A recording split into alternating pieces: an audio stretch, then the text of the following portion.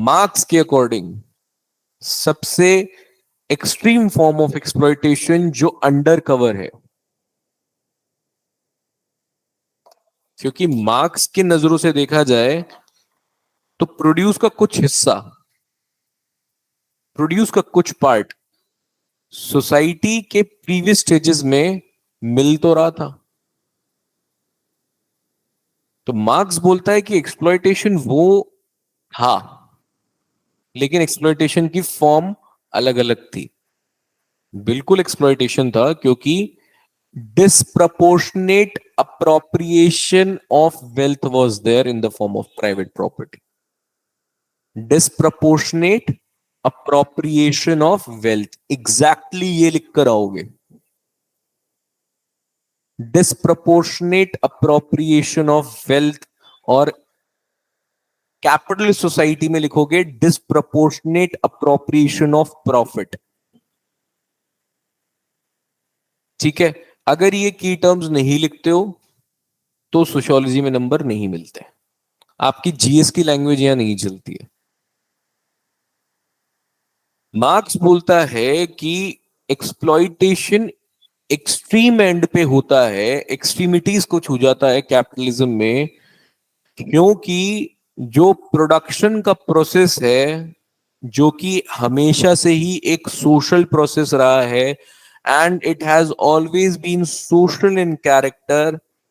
Marks बोलता है कि भाई इस सोशल कैरेक्टर को पूरी तरह डिसमेंटल और डिस्टॉर्ट कर दिया एक नए आइडियोलॉजी ने, एक नए मोड ऑफ प्रोडक्शन जिसका नाम था कैपिटलिज्म। और वो क्यों?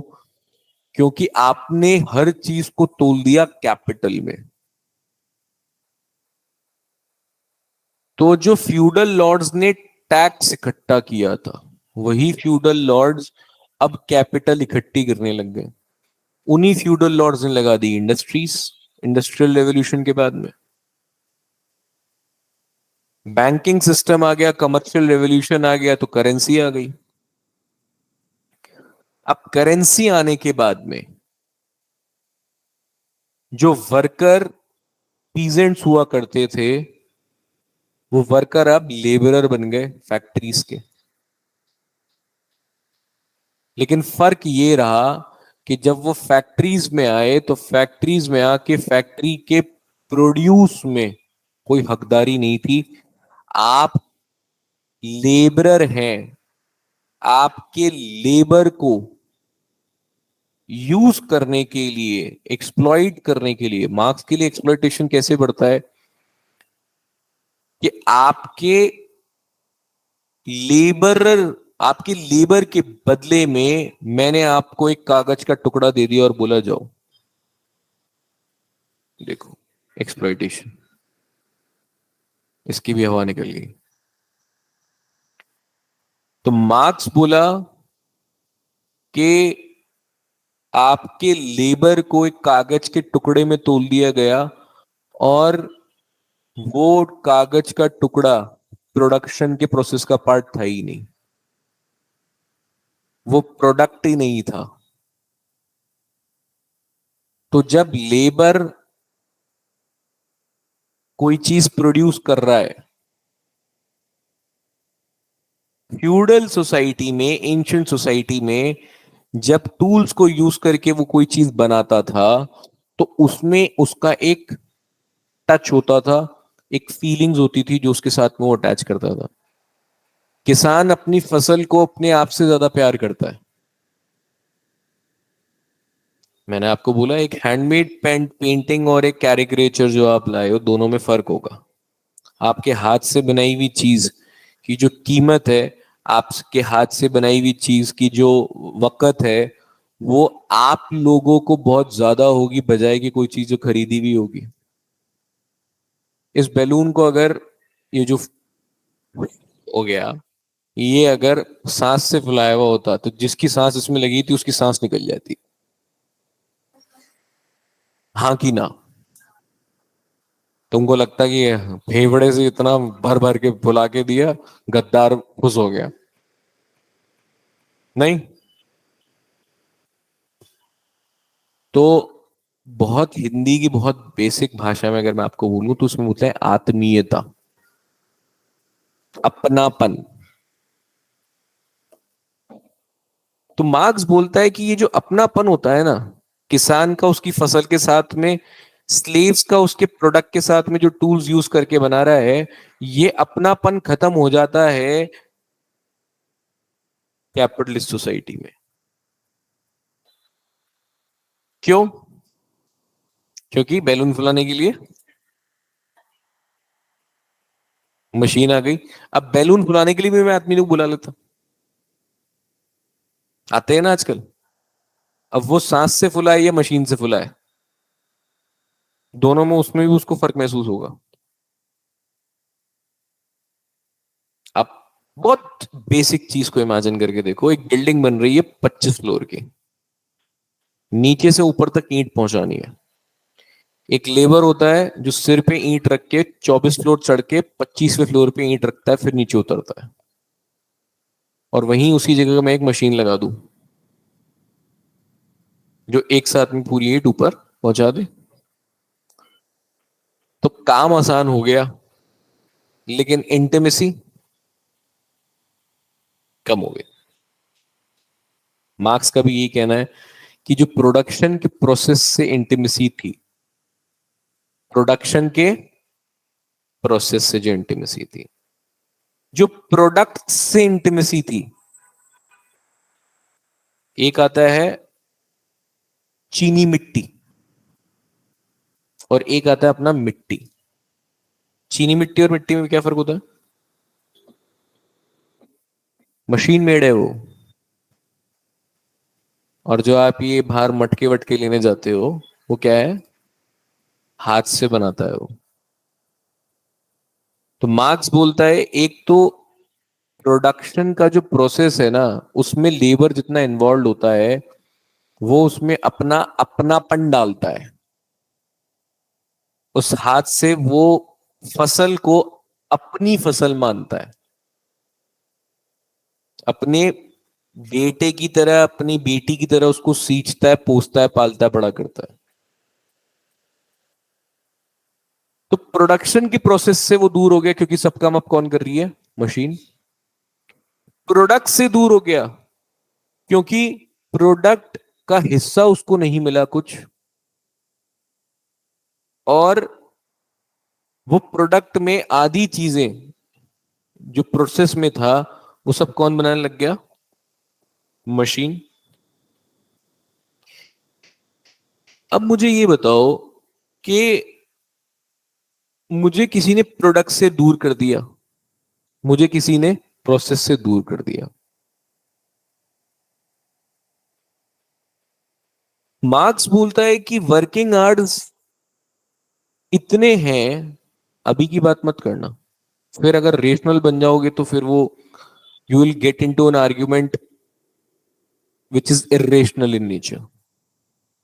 मार्क्स की तरह सोचो, मार्क्स जिस सोसाइटी में था, मार्क्स जिस एरा में था, उसकी सोचो। मार्क्स बोलता है कि वर्किंग आवर्स 12-12, 15-15 घंटे वर्किंग आवर्स हो रहे हैं, और मिल क्या रहा है? कागज का टुकड़ा, वेजेस। मार्क्स बोलता है कि लेबर के पास में इतना भी टाइम नहीं बचता है कि वो अपने फेलो वर्कर से, फेलो लेबरर से, याद रखना मार्क्स लिखते समय लेबरर और लेबर अलग अलग लिखना है, फेलो वर्कर से या लेबरर से वो बातचीत भी नहीं कर पाता है। इसे क्या बोलते हैं? पीयर। पीयर ग्रुप होता है ना आपका, तो पीयर से बात भी नहीं कर पाता,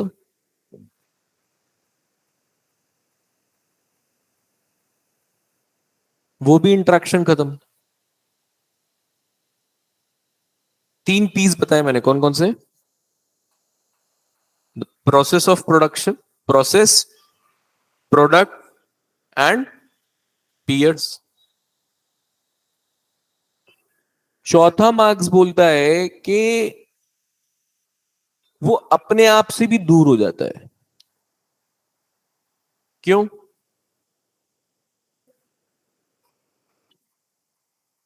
कैसे अपने आप से कैसे दूर हो जाता है?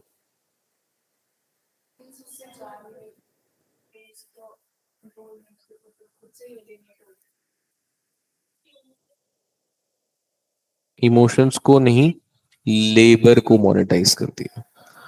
Now labour has become a commodity of exchange. आपको मैं कारपेंटर वाल आता है आपके घर, प्लम्बर आता है, इलेक्ट्रिशियन आता है, वो क्या लेके जाता है आपसे बाद में? तो क्या उसने अपने स्किल को नहीं बेच दिया? तो labour has become a commodity of exchange. Labour मतलब स्किल वाला। लेबर लेबरर का एक इंट्रिकेट पार्ट है पर्सनालिटी का, एक बहुत ही इंपॉर्टेंट कंपोनेंट है उसकी पर्सनालिटी का। तो मार्क्स बोलता है कि वो अपना लेबर बेच आता है इस कागज के टुकड़े के लिए।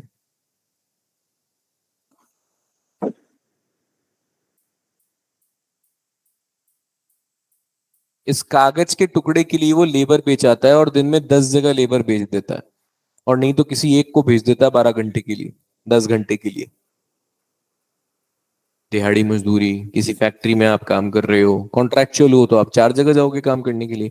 लेकिन when you sell your labour to the market, a labourer sell his labour to the market in for the money और द वेजेस, जिसे आज हम क्या बोलते हैं, चार्जेस या सैलरी। मार्क्स बोलता है वेजेस।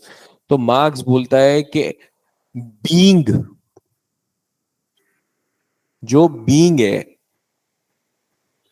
और जो सोशल बीइंग है, उसके बीच का फर्क क्या है? कि बीइंग के पास में जो स्किल है, वो स्किल उसको क्यों बेचना पड़ रहा है? क्योंकि सोशल बीइंग उसका लेबर है। दुनिया उसको लेबर के नाम से जानती है, लेबरर के नाम से जानती है। तो labour has become a commodity of exchange. पैसा दो और लेबर बेचो। तो मेरा अपनापन, आत्मीयता, या जो मेरा टच है उससे, वो टच खत्म हो जाता है, और वो टच बेचने का मैं क्या लेता हूं? वेजेस। तो fourth form of x y z बोल रहा हूं अभी मैं। Fourth form of x y z, a laborer suffers in capitalism is for from the human itself, human, अंदर इंसान, बीइंग अपने आप से भी अलग हो जाता है।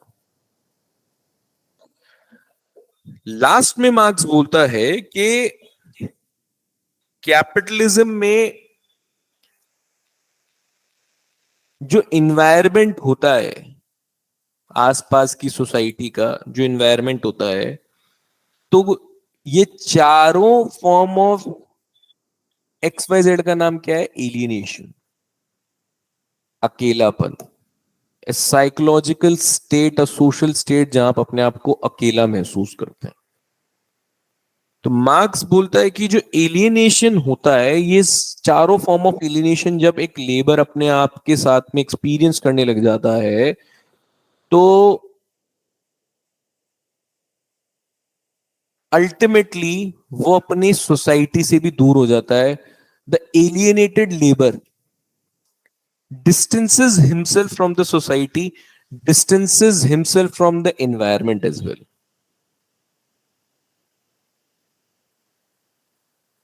तो जो उसकी प्रोडक्टिव एक्टिविटी है, जो लेबर है उसके अंदर का, स्किल है उसके अंदर का, वो धीरे धीरे खत्म होने लग जाता है। क्योंकि अब सब काम कौन कर रहा है? तो हाथ की कारीगरी करने वाले कितने लोग बचे हैं आज? मसाले पिसे हुए कितने ही अच्छे आए, लेकिन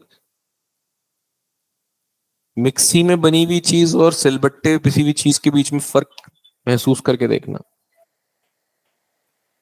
बस यही मार्क्स बोलता है कि जब आप प्रोडक्ट, प्रोसेस, पीयर्स और one self, human in self, इन चारों चीजों से आप एलिनेट हो जाते हो, तो फिर आप पूरी सोसाइटी से भी एलिनेट हो जाते हो। फिर आपका काम क्या है? सुबह उठना है, ब्रश करना है, कपड़े पहनने हैं, फैक्ट्री जाना है, काम करना है, वापस आना है।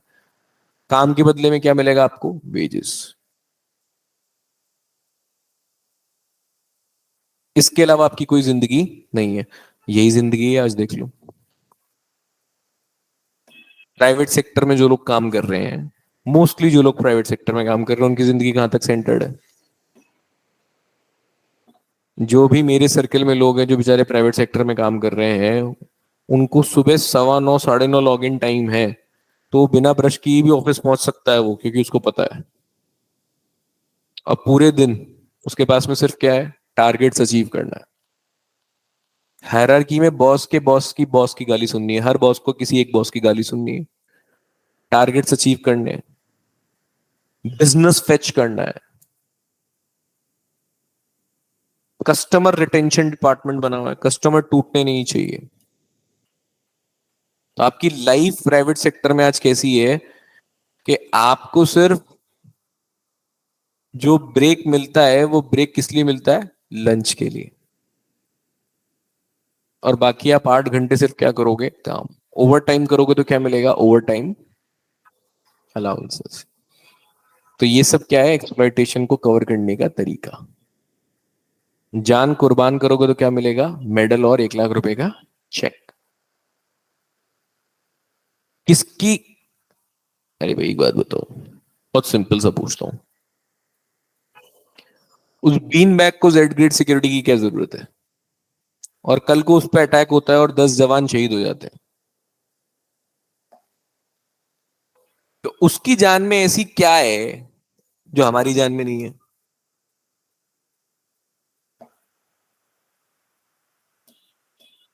वो भी दो ही लोगों का बाय प्रोडक्ट है शायद।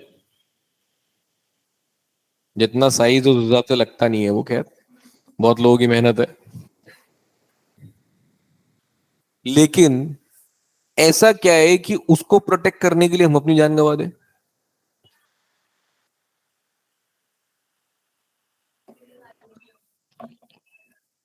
Ownership of wealth boss. What makes Ambani ji so important personality और individual of this country? Now who is promoting Ambani and Adani today? Marx क्या बोलता है? इकोनॉमिक इंफ्रास्ट्रक्चर डिटरमाइन कर रहा है कि सुपर स्ट्रक्चर। तो इकोनॉमिक इंफ्रास्ट्रक्चर डिटरमाइन कर रहा है कि सुपर स्ट्रक्चर किसको प्रोटेक्ट करेगा, जेड ग्रेड सिक्योरिटी किसको मिलेगी। इसलिए बीन बैग को वॉक करते हुए भी कमांडोज घेरे रहते हैं। बात समझ आई? तो ये होते हैं 5 form of alienation. Mind map खोल लो। हाँ, गाना सुनाता हूँ। क्षण से जो टूटे कोई सपना, जग सुना सुना लगे। लगता है? अरे हाँ की ना? लगता है नहीं लगता? उसको भी लग रहा है। उससे क्षण से कोई सपना टूट गया उसका। जो मेरा था वो मेरा रहा नहीं, प्रोडक्ट नहीं रहा, प्रोसेस में इन्वॉल्व था वो मेरा नहीं रहा, पीयर्स मेरे नहीं रहे, लेबर मेरा रहा नहीं, तो जग।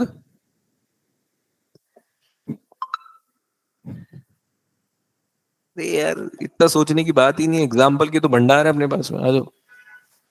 हाँ बॉस, तो एलिनेशन क्या होता है? अरे क्या हो गया भाई, पानी पियो, आवाज निकालो।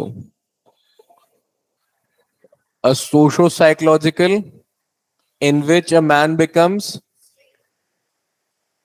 इसे बहुत सिंपल टर्म्स में बोला जाता है एंस्ट्रेंजमेंट। और इससे भी सिंपल टर्म्स में सुना बोला जाता है जग सुना भूल मत जाना।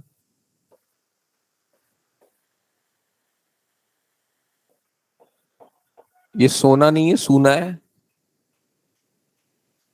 वो SHONA होता है जो तुम बोलते हो।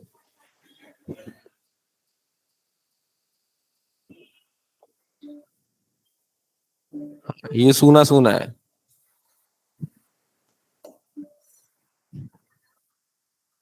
समझ आ गया एलिनेशन?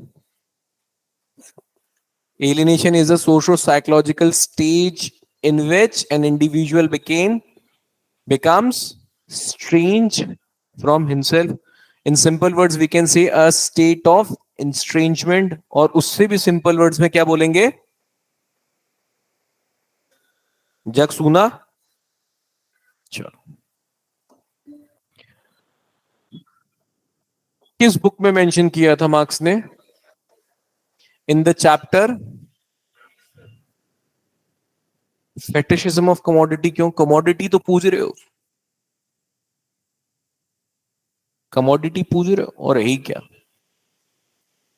कल मैंने आपको और आपको मार्क्स जब से पढ़ा रहा हूं तब से मैं ये तो एग्जांपल दे रहा हूं। वो देखो कमोडिटी पूज रही है, खड़े होकर देखो,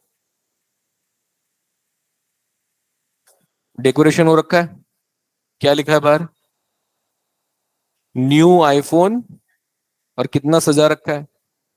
what a serendipity. IPhone launch, iPhone store पे आ रहा होगा ना। अब इसको सेलिब्रेशन देखना, थोड़े टाइम बाद ढोल बजेंगे। बज रहे थे क्या? वो आईफोन पूरे प्रोडक्ट्स यहाँ आएंगे तो उसके लिए ढोल बजाए जाएंगे। This is what fetishism of commodity. और वैसे हमारे लिए फेटिश क्या है? फेटिश बेसिकली कुछ भी नहीं है, किसी भी चीज को बहुत ज्यादा वैल्यूएबल जाना। आपने किसी भी रिलीजियस प्लेस को विजिट किया हो तो जो प्रीस्ट होते हैं वहां पे, जो किसी भी रिलीजियस इंस्टीट्यूशन में उनका दिया हुआ कोई भी चीज आपके लिए फेटिश है। कोई ताबीज, कोई कड़ा, कोई कलावा, कोई मोली, कुछ भी हो, फेटिश है आपके लिए वो। राखी क्या है? धागा ही तो है at the end of the day.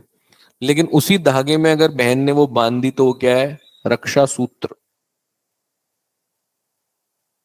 It binds you for the obligation to protect your sister against every problem and evils of the society. Fetish क्या होता है? बेसिकली किसी भी चीज का एक्सट्रीम रेवरेंस। मैं अभी एक धागा तुम्हारे हाथ में लाके बांध देता हूं, क्या होगा उससे? कोई वैल्यू ही नहीं उसकी। पर मेरी मान लो, मैं होता है एकदम वाइट कुर्ते पजामे वाला आदमी, दो चार बड़े बड़े तिलक, यहां से लेके यहां तक मालाएं, यहां से यहां तक मालाएं, सिर पे अलग कुछ, प्रॉपर प्रीस्ट। और फिर मैं आपको बोलता, बच्चा तुम जीवन में नहीं जोड़ते उसको? अपने वॉलेट में कोई एक सिक्का, कोई एक ऐसी चीज लेके घूमते रहते हो तुम लोग जो एक्सट्रीम रेफरेंस वाली होती है तुम्हारी। दिवाली पे भगवान का कहीं से दिया हुआ फूल पत्ती, कुछ भी एक्सट्रीम रेफरेंस। तो यहाँ क्या होता है? Fetishism of.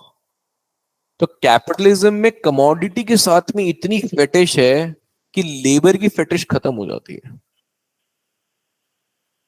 आज आप कोई भी चीज हैंडमेड ले लो, वो महंगी है। कारण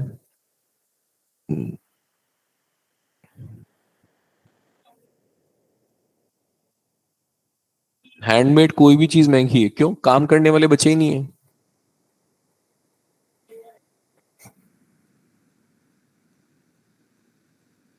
मेरे मंदिर में एक कृष्ण जी का 3D आर्किटेक्चर है, वो पूरा गोल्ड का है। वो 3D है, उसको कहीं से भी देखोगे आपको ऐसा लगेगा वो सॉर्ट ऑफ मोनालिसा बना हुआ है, कि वैसे कहीं से भी देखोगे ऐसा लगेगा कि वो आपको देख रहे हैं। 3D आर्किटेक्चर बना हुआ है। वो पूरे राजस्थान में नहीं बना कहीं, वो गुजरात में नहीं बना, सब जगह पता किया। पिताजी ने कहीं उसको मुंबई में किसी एक फंक्शन में देखा था। वो फंक्शन का, वहां पे वसुंधरा राजे भी थी तो उन्होंने वो सीएमओ में मंगवाया उसको। तो पापा नेक्स्ट टाइम जब सीएमओ गए तो उनको सीएमओ में भी दिखा। उन्होंने फोटो क्लिक करी, उन्होंने सब जगह पे सर्कुलेट करा के देखा ये कहाँ बनेगा, कैसे बनेगा, नहीं बनेगा। बहुत छोटी सी जगह है राजस्थान में, नाथद्वारा। नाथद्वारा में एक बहुत छोटा सा एक क्या कहोगे आप उसको, आर्किटेक्ट ही कह लो, क्योंकि आर्टिफैक्ट बनाने वाला आर्किटेक्ट ही होगा, है ना, एक क्राफ्ट पर्सन बोल लो आप। उस क्राफ्ट पर्सन ने बोला कि मुझे इसको कम से कम 10 महीने चाहिए बनाने के लिए, और गोल्ड आप सारा दोगे, अगर गोल्ड लगेगा तो गोल्ड आप सारा दोगे। अपने का ठीक है। It took 10 months to build this. ठीक है। और जितना भी बाद में गोल्ड लगा उसको गोल्ड वोल्ड दिया, वो सब उसने बनाया, जो भी उसके अंदर में पीसेस ऑफ ऑर्नामेंट्स लगे थे उसने बनाया। करीबन करीबन 1 साल बाद उसने सब कुछ बनवा के, 1 साल बाद नाथद्वारा से उसने उसको यहाँ भिजवाया। जो भी उसने कॉस्ट ली वो मैं आपको बताना ही नहीं चाहूंगा, बट आप समझ रहे हो, उस एक चीज को बनवाने के लिए पूरी दुनिया छाननी पड़ गई, और बनाया किसने? सिर्फ एक आदमी ने। नाउ ही इज नो मोर। अब वो आर्टिफैक्ट वैसा नहीं बन सकता दूसरा। और वो कैसे पता चला? बिकॉज इन लास्ट सीजन उसके आगे का जो सबसे बड़ा शील्ड का कांच था वो किसी कारण से टूट गया, तो उसमें मॉइस्चर चला गया अंदर। उस मॉइस्चर के जाने की वजह से अंदर हल्का सा कहीं पे कुछ सीलेंट सी आने लग गई, क्योंकि वो पूरा वुड के ऊपर और उसके ऊपर बना हुआ है, पूरा वुड से बनाया हुआ है वो। हल्की सी लेने लग गई। अब उसको करेक्ट कराने के लिए पिताजी ने नाथ द्वारा फोन किया कि भाई उस आदमी से पूछो कि कैसे होगा, यहाँ तो कोई हाथ ही नहीं डाल रहा। तो बोला कि भाई पिक्चर बंद हो गई है, वो मूवीज थिएटर से उतर चुकी है, अब कौन ठीक करेगा? तो अप्रोक्सीमेटली मुझे लगता है 7 से 8 लोगों ने उस पर हाथ आजमाया, और बहुत ही मुश्किल से वो ठीक हुआ। और उसके बाद में 3 लेयर ऑफ कांच हमने उसके ऊपर चढ़वाया, ताकि एक टूटे तो दूसरा, दूसरी टूटे तो तीसरा, कुछ तो बचा ले, क्योंकि वो जो बचाने वाला था वो तो चला गया। तो प्रेशियस इतनी चीज क्यों हो गई है? क्योंकि वो रेयर हो गई है। बात समझ आ गई? Now what is the root of alienation?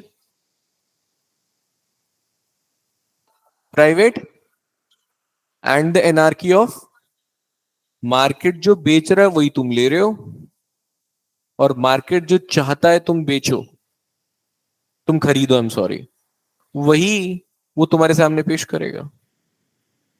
मैं आपको बड़ा एक छोटा सा किस्सा बताता हूँ। एक बहुत अच्छी मार्केटिंग कंपनी है ना, उसमें एक मेरा एक फ्रेंड है काम करता है, तो वो बता रहा था कि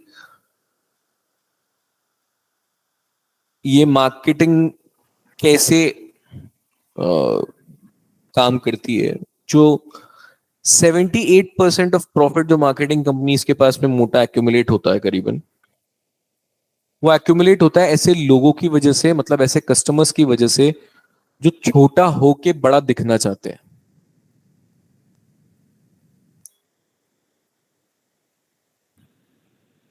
उसने बड़ी सिंपल सा डेटा मुझसे शेयर किया कि हमारा 78% रेवेन्यू उन लोगों की वजह से है जो छोटा होके बड़ा दिखना चाहते हैं।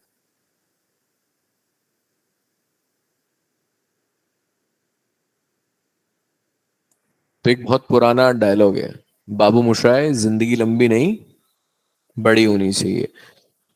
किंग साइज लाइफ, है ना, रॉयल पंजाबीज इन, गाड़ी पे लिखवाते हैं ना। ये सब क्या है?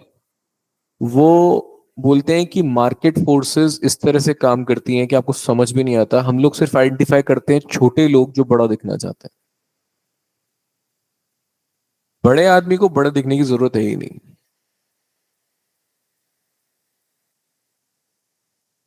मुकेश अंबानी जी को, या मोदी जी को, या किसी और को, उनको बड़ा दिखने की जरूरत है नहीं, वो अपने आप में बहुत बड़े आदमी हैं, बहुत बड़े लोग हैं ये लोग। लेकिन रेवेन्यू इनसे नहीं है, रेवेन्यू उनसे है जो आदमी छोटा होके बड़ा दिखना चाहता है, जैसे आप और हम।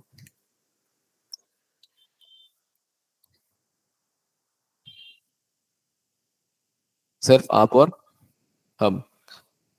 हमारे यहाँ पे जो भी बीएमडब्ल्यू के, ऑडी के, वॉक्सवैगन के, वॉक्सवैगन तो चलो ठीक है छोटी है, सब ले लेते हैं, वॉल्वो के, पोर्शे के, जैगुआर के जो वर्जन्स लॉन्च होते हैं वो एक्चुअली बहुत मीडियोकर वर्जन्स हैं इन कंपनीज के। A4, A3, Q3, Q7, G4, ये जो वर्जन है ये सब मीडियोकर ब्रांड्स हैं इस कंपनी के। क्योंकि उनको पता है कि यहाँ पे ऐसे लोग हैं जो छोटे रह के बड़ा दिखना या बनना चाहते हैं, तो वो उन्हीं लोगों को टारगेट करके यही मीडियोकर ब्रांड बेच देती है। और जो लोग एक्चुअली बड़े हैं उनके लिए प्रीमियम चीजें अलग ही छांट के अलग रख दी जाती है कि ये है, ये अफोर्डेबिलिटी है ही नहीं हमारी, ये अफोर्डेबिलिटी है ही नहीं हमारी। आप ऑडी लेने जाओ, फॉर्च्यूनर लेने जाओ, आप देखो इनकी गाड़ी की कोई ऐसी कोई खास कीमत नहीं है। मतलब बहुत ठीक है, अपनी सोच के अकॉर्डिंग आपको कीमत बड़ी छोटी लग सकती है, लेकिन कोई बहुत कंपैरेटिव स्केल में कोई बहुत खास कीमत नहीं है। 40 लाख रुपए, 50 लाख रुपए बहुत कोई खास कीमत नहीं है। लेकिन आप देखो कि फॉर्च्यूनर और ऑडी जैसी चीजें लोग 3 3 बार रीसेल कर लेते हैं और वो खरीद भी लेते हैं। Before I was purchasing my car, मेरे पास में किसी का ऑफर आया कि यार एक A4 है, डेली का नंबर है, A4 है, एक A4 ले लेते हैं। मैंने कहा भाई बोले कि कोई सेकेंड हैंड है। कहा, ठीक है भाई, क्या चीज है। देखा, फोटोज वोटोज बिल्कुल गाड़ी फर्निश्ड है, ये वो। मैंने उससे बोला, मैंने कहा यार कि ये अगला बेच क्यों रहा है। बोले उसको नहीं लेनी है। मैंने कहा ठीक है। बट देन आई कैलकुलेटेड कि इस गाड़ी को खड़ा करने की भी कीमत है। ये गाड़ी खड़ी भी रहेगी तब भी इसकी कीमत है बिना चले। अगर इस गाड़ी के साइड का मतलब एक कान का ढक्कन निकल के बाहर आ गया ना, तो 50 हजार का बिल तो ऐसे ही आ जाएगा। तो मार्केट फोर्सेस क्या करवाती है आपसे, आपको ऑडी दिलवाती है, फिर ऑडी को मेंटेन करवाती है। और आपको ऑडी में मेंटेन करके ऐसा लगता है कि आप कितने बड़े आदमी हो गए। आईफोन खरीद के लगता है पता नहीं कितने बड़े आदमी हो गए आप।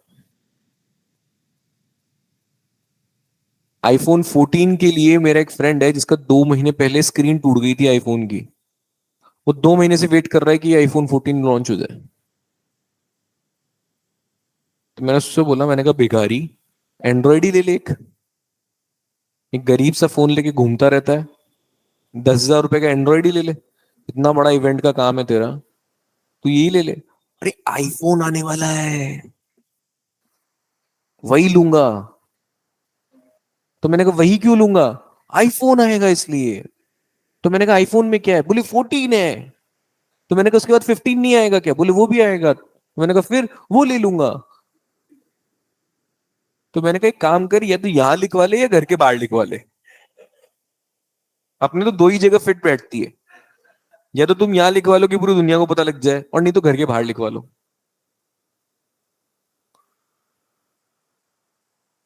व्हेन आई बॉट आईफोन, मेरा बड़ा सिंपल सा लॉजिक था कि मुझे कुछ चीजों में प्राइवेसी चाहिए थी। One of them is face time. Face time below encrypt, मतलब बियॉन्ड इंक्रिप्शन है। व्हाट्सएप की कोई भी चीज, आई एम सॉरी व्हाट्सएप बोल रहा हूँ, आईफोन की कोई भी चीज इनक्रिप्ट इतनी हाई लेवल तक इंक्रिप्शन होती है कि सिविल पुलिस और ये वो नहीं हो पाती है। यूएस एफबीआई को आईफोन ने एक्सेस नहीं दिया था डेटा का। एक वांटेड क्रिमिनल का एक्सेस चाहिए था, तो एफबीआई को एक्सेस नहीं दिया था आईफोन ने। उन्होंने बोला कि हमारी पॉलिसीज में होता है, किसी भी तरह का डेटा ब्रीच, किसी भी तरह का डेटा शेयरिंग, डिक्रिप्शन, ये हम नहीं करते हैं। तो मैंने कोई वर्जन चेंज नहीं किया आईफोन का, अपन खुश। अपने को एनक्रिप्शन चाहिए था, अपने को एनक्रिप्शन मिल गया, और वो भी कुछ लोगों से बात करने के लिए। बाकी सब तो तुम लोगों के पास मेरा एंड्रॉइड वाला नंबर है ही सी, कुछ भी बात कर लो, से क्या फर्क पड़ रहा है। But when this phone rings, इसका मतलब कोई बहुत हाई प्रायोरिटी का कॉल होता है। आपकी यूटिलिटी है तब तक तो ठीक है, तब आप अब ऑफ कोर्स हमको ब्रांड में प्रीमियम में इसलिए इन्वेस्ट करना पड़ेगा क्योंकि वो चार्ज ही इतना कर रहा है, नहीं तो एंड्रॉइड में तो साला एक इमेज डाउनलोड करो, ट्रोजन हॉर्स डाउनलोड हो जाता है। आईफोन में ट्रोजन हॉर्स अपलोड ही नहीं कर पाते हो आप। आपको पता है कोई रैंडम नंबर से कोई इमेज आती है तो उसको डाउनलोड मत कर लेना। It is, it might be ridden with Trojan horse. एक बार में ट्रोजन हॉर्स डाउनलोड होगा और शट डेटा पूरा गया। साइबर सेल का डेटा बता रहा हूं आपको। इस वक्त राजस्थान में फिशिंग बहुत हो रही है। आपको पता होगा भरतपुर वाला जो पूरा जोन नया बन गया है, नया जामताड़ा 2.0 है वो, और भी जो जामताड़ा 1.1 1.0 था वो, और जो अपना भरतपुर, इन सब ने जितना भी क्राइम किया है, अगर ऑनलाइन वाला ये क्यूआर कोड और ये सब वाला किया है, तो उसमें 97% से ऊपर क्राइम जो है वो एंड्रॉइड फोन्स पे है, और बाकी सब एसएमएस के थ्रू है। आप ही बेवकूफी कर दो तो बात अलग है। एसएमएस में आपने अपना वो दे दिया, में मतलब जैसे मान लो कि एसएमएस में आता है आप 2 लाख रुपए का लोन जीत गए हैं, इस डाउनलोड लिंक पे क्लिक करें, ये करें वो करें, है ना। ऐसी कोई थ्रेट डिटेक्ट होती है तो आईफोन तुरंत डिटेक्ट करके बताया था कि ये लिंक गड़बड़ है। एंड्रॉइड में ऐसा कुछ नहीं होता। तो पॉइंट बीइंग इज कि जो मार्केट फोर्सेस होती है, ये किसी भी कमोडिटी को फेटिश बना देती है आपके लिए। तो ये हो गया anarchy of market forces. Now the person, group और इंस्टीट्यूशन और society becomes alien to what.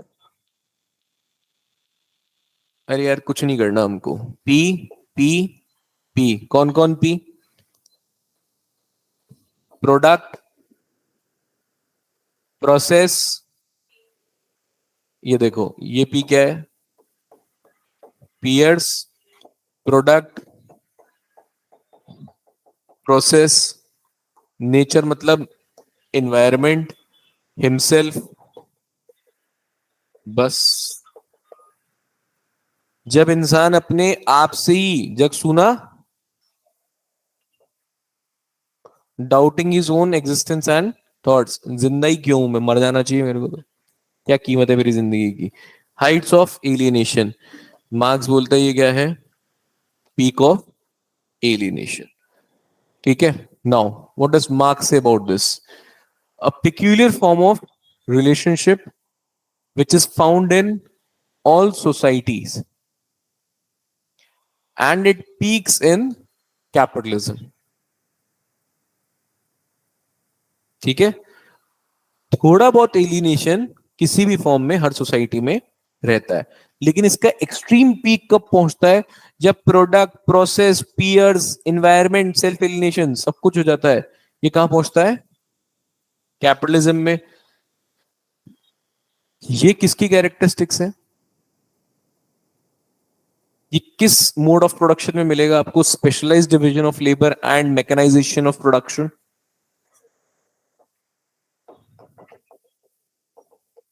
यही तो लिखा है, capitalism which is characterised by, this leads to the objectification of labour and exploitation.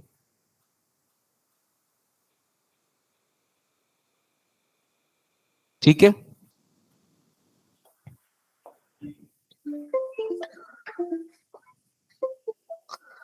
Now role of mechanisation in alienation. Mechanisation से क्या होता है? अरे सिंपल सब कहानी बता दी है मैंने आपको, पढ़ो। इट रिड्यूसेस, हाथ नहीं लगा रहा है, असेंबली प्रोडक्शन चल रहा है। क्या बोलते हैं इसको? Assembly line. असेंबली लाइन समझ गए ना? वो फैक्ट्री में जो असेंबली लाइंस बिछी रहती है, अपने आप कट रहा है, पैक हो रहा है डब्बे में, लेबर को क्या करना है? बस उठा के दूसरे उस पर डालना है। विच लीड्स टू,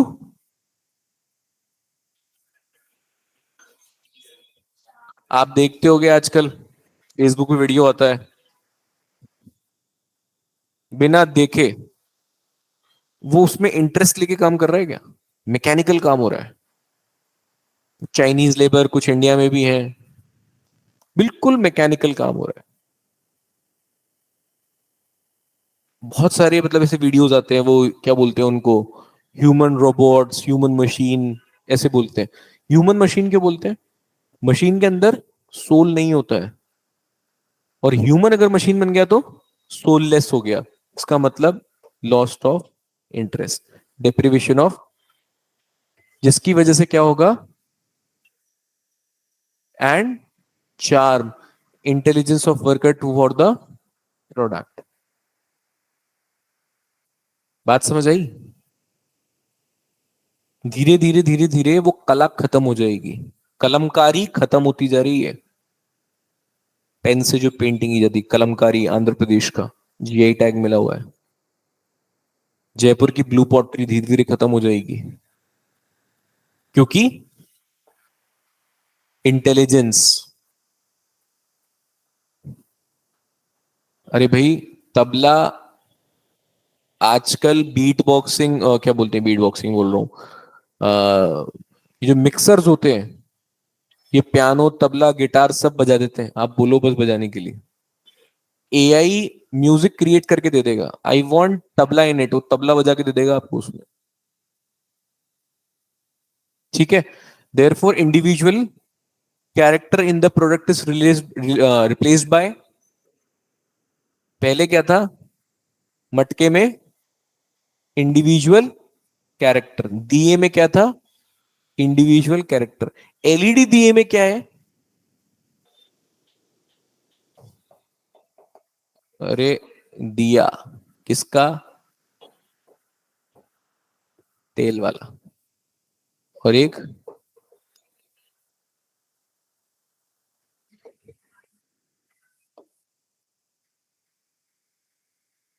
देसी एग्जाम्पल लिखो, ऑब्जर्वेशन की एग्जाम्पल लिखो। क्या बोलते हैं मटके को? Earthen pot. अर्दन पॉट को चीनी मिट्टी से रिप्लेस करो। चीनी मिट्टी मतलब इंडस्ट्रियल प्रोडक्ट। हाँ, सेरेमिक। समझ गए? ये है इंडस्ट्रियल प्रोडक्ट, वो है इंडिविजुअल प्रोडक्ट। अर्दन पॉट क्या है? ऐसे एग्जाम्पल कोट करके आना, एग्जामिनर पगला जाएगा, क्योंकि विजुअलाइजेशन होता है इसमें, ये किताबों में नहीं है, कहीं भी नहीं है किताबों में। अरे जितना फर्क, फॉर एग्जाम्पल लेट्स से, चूल्हे की रोटी खाई है, और एक वो तंदूर की रोटी, और एक वो मशीन की रोटी, तीनों में फर्क होता है ना? बिल्कुल वही फर्क है। कोई भी चीज रियल है तो वो वर्चुअल कैसे हो सकती है? या तो वो रियल है या वर्चुअल है। तो वर्चुअल रियलिटी क्या है, सोचा है कभी?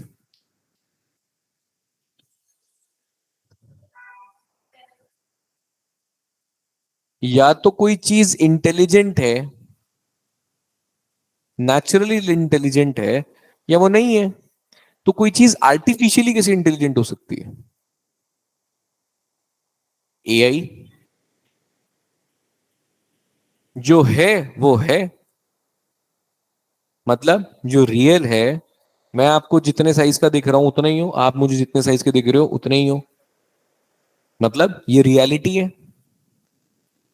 कोई चीज ऑगमेंटेड रियलिटी कैसे हो सकती है?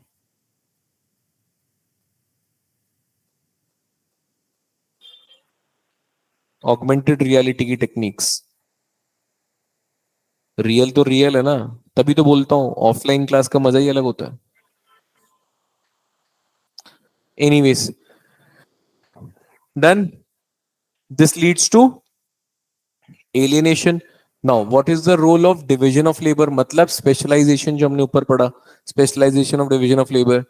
The freedom and fulfillment are not possible when a man is imprisoned in a specialized exclusive sphere of activity. मैं क्या करना चाहता हूं, मैं क्या कर सकता हूं, और मैं क्या कर रहा हूं, दोनों में, तीनों चीजों में फर्क है।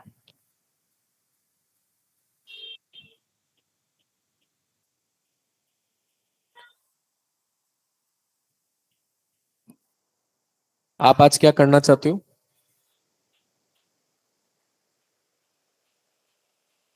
क्या बनना चाहते हो?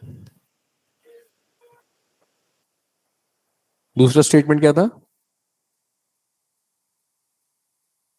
मैं क्या मैं क्या करना चाहता हूं, मैं क्या कर रहा हूं, दोनों में फर्क कैसे है? कल को अगर आप आईएएस नहीं बने और बैंक की किसी डेस्क पे नौकरी कर रहे होगे बैठ के, तो आपको क्या फील होगा? एलिनेटेड। आपको क्या फील होगा? Lack of self satisfaction. और मैं क्या कर सकता हूं, मेरी कैपेबिलिटी, मेरा पोटेंशियल क्या है, ये भी मैं जानता हूं, लेकिन जो मैं कर रहा हूं वहां के लिए मैं फिट नहीं हूं। और इसके जीतता जाता एग्जाम्पल मैं हूं आपके सामने।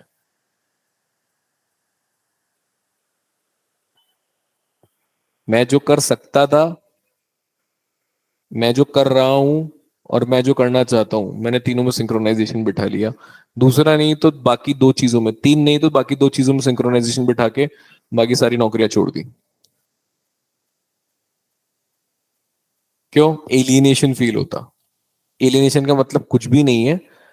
आप अपने काम करते वक्त अगर घड़ी देख रहे हो, तो वो आपका एलियनेशन ही है।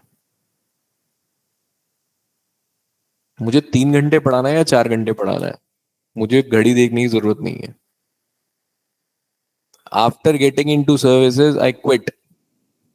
आई डिसाइडेड टू क्विट कि नहीं ठीक है, मैं जो नहीं मैं करना चाहता था, अगर वो नहीं हो पाया, नहीं अकॉम्प्लिश हो पाया, तो उसके बाद में मैं वो करूंगा जो मैं कर सकता हूं और जो मैं करना चाहता हूं नेक्स्ट, वो ये है जिसके लिए मैं केपेबल हूं।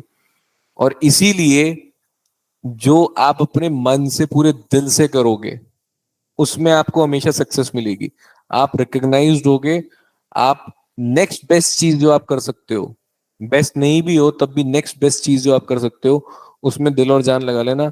मैंने 10,000 के एम्प्लॉय को अपने आंख के सामने आज करोड़ों का एम्पायर खड़ा हुआ करते हुए देखा है। मात्र 10,000 का एम्प्लॉय। एक आदमी जो 1,600 रुपए के लिए 8 किलोमीटर पैदल चल के नौकरी के लिए जाया करता था, किसी सेठ की दुकान पे नौकरी करता था, आज उसकी डेली की इनकम करीबन करीबन 8 से 10 लाख रुपए डेली की।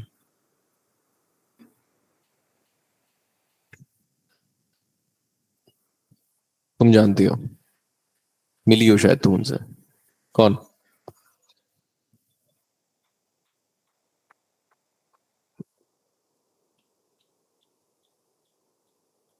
तो आपकी किस्मत के तारे कैसे चमकेंगे आपको नहीं पता, वो किस्मत है कुछ भी है, but you should do what you believe in.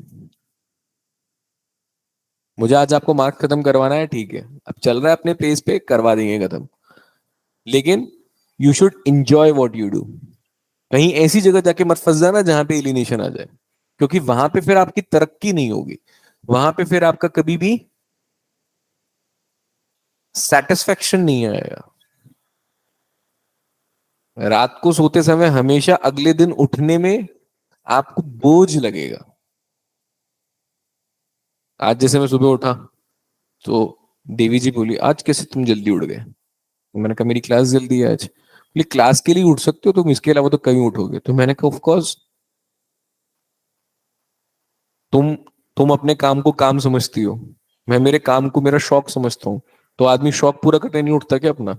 जिस दिन किसी रोड ट्रिप पे जाना होता है, घूमने जाना होता है, नींद खुल जाती है ना सुबह अपने आप। वैसे यार 11 बजे तक नींद नहीं खुलेगी अपनी। तो मैंने उसको बोला मैं मेरा शौक पूरा कर रहा हूँ। कारण आप उस चीज को शौक से करो, पूरे इंटेंसिटी से करो, कोई फर्क नहीं पड़ता। You I believe you have seen me teaching in that मेथरास। मैंने ऐसी जगह भी पढ़ाया जहाँ मेरे सिर के ऊपर एसी नहीं था। I was bleeding in sweat. 2.5 3 3 घंटे में एसी, बिना एसी की क्लास ले लेता था। मैं जब कोऑर्डिनेटर के पास जाता था तो बोलती सर कैसे भीगे हुए आए हो आप? तो मैंने कहा आपने एसी नहीं लगवा रखे सर के ऊपर, क्या करूं मैं? तो बोले आपको फील भी नहीं होता क्या? मैंने कहा मुझे फील अब होता है आके, जब मैं एकदम से एसी में आता हूँ तब मुझे फील होता है। जब पढ़ा रहा हूँ तब तो मुझे ठीक है, गर्मी लगी कोट उतार दिया, फिर गर्मी लगी कप्स ऊपर कर लिए, फिर गर्मी लगी पोंछ लिया, ठीक है। अब फील नहीं होता। फील होता है जब 3 घंटे निकल जाते हैं, क्लास ले ली, उसके बाद में फील होगा कि हाँ यार ऐसा भी कुछ था। तो कोई भी चीज करो, यहां तक नहीं यहां तक करो, एलिनेशन फील नहीं होना चाहिए लाइफ में। मार्क्स का एक कंसेप्ट हो सकता है कैपिटलिज्म के लिए ट्रू हो, लेकिन लाइफ के लिए उससे ज्यादा ट्रू है। ठीक है। So we lose a loss, loss of creative freedom. Creativity नहीं आएगी। एग्जाम्पल्स ये धड़ाधड़ धड़ाधड़ मुंह से आ रहे हैं, ये एलईडी की दिया बत्ती और जग सुना सुना लगे। क्रिएटिव फ्रीडम, ये क्रिएटिव फ्रीडम कब आएगी आपके अंदर? जब आप पैशन से उस चीज को करोगे। जब alienation, limited expression and capability. Maximum expression of capability कब सामने उभर के आएगी आपके? जब आप खुले हो, दिल से खुश होकर हुए काम कर रहे हो। तो ये एलिनेशन में नहीं होता। समझ आ गया? हाँ भाई। प्रोडक्ट, प्रोसेस, ह्यूमंस, एनवायरमेंट, हमको इसमें प्रोसेस भी ऐड करना है। 5 तरह के एलिनेशन ऐड करेंगे हम इसमें। 3 P। अरे, product, process, peer, 3 P add करेंगे। एक ह्यूमन मतलब इटसेल्फ वाला रिपीट हो रहा है वहां से, और एक ये नेचर। यही तो है भैया अदर ह्यूमन।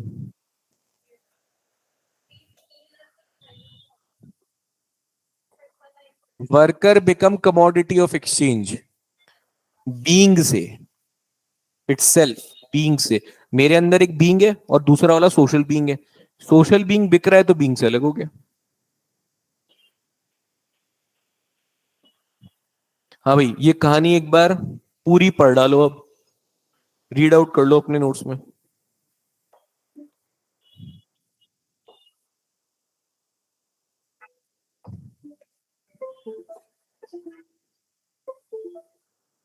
ये पार्ट कवर हो गया हमारा।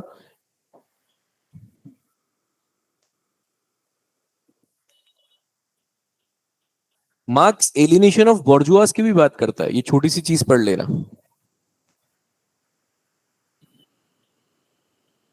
बोर्जुआस कैसे एलिनेट होते हैं?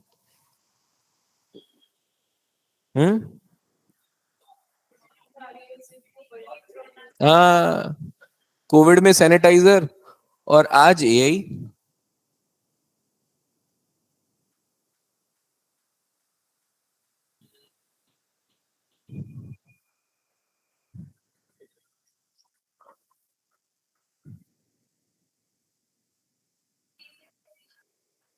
हम्म। हाँ, ये भी कह सकते हो। लूना इसीलिए तो खड्डे में गिर गया।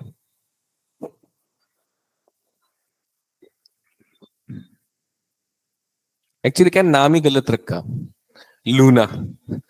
लूना तो वैसे भी खड्डे में गिरनी थी, हायाबुसा होती तो नहीं गिरती।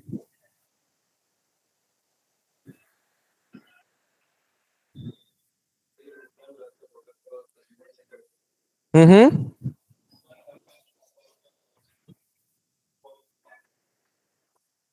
ये वाला, alienation result from breaking up of owner.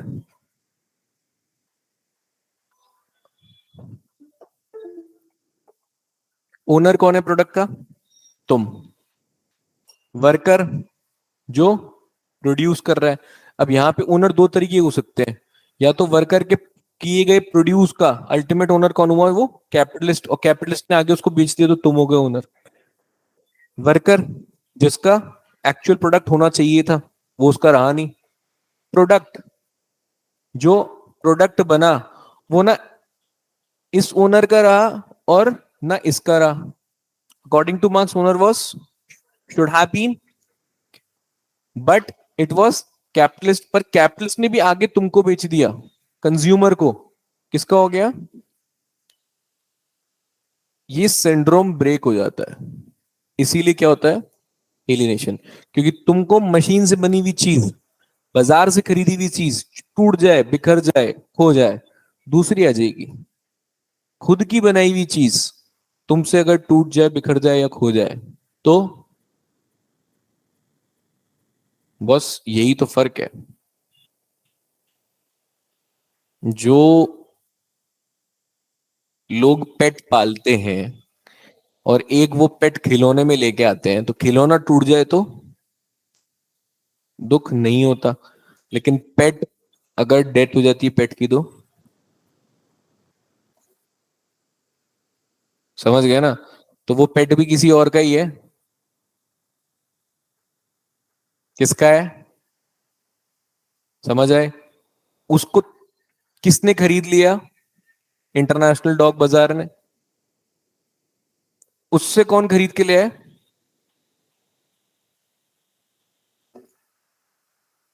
Syndrome break हो गया। यही तो बोल रहा है वो। ब्रेक होने पे मतलब कंटिन्यूटी ऐसी रहनी चाहिए थी। मतलब जो कंज्यूमर है वही प्रोड्यूसर होना चाहिए था, वही उसका ओनर होना चाहिए था। एक ही जगह सिंड्रोम होना चाहिए था, वहीं पे सेंटर्ड होना चाहिए था। Do make this correction. ये यहाँ पे ऑब्जेक्टिफिकेशन होगा। मैंने भी ध्यान नहीं दिया। ये डी ऑब्जेक्टिफिकेशन नहीं है, ऑब्जेक्टिफिकेशन ऑफ लेबर होगा। लेबर को ऑब्जेक्ट की तरह ट्रीट करने लग जाते हैं।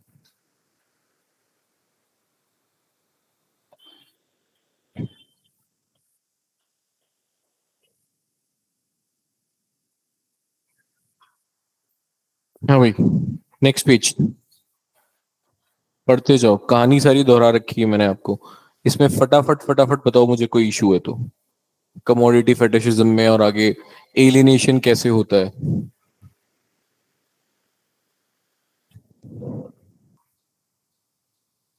Alienation increases with time. मतलब मोड ऑफ प्रोडक्शन जैसे जैसे बढ़ते जाते हैं, एलिनेशन बढ़ता जाता है।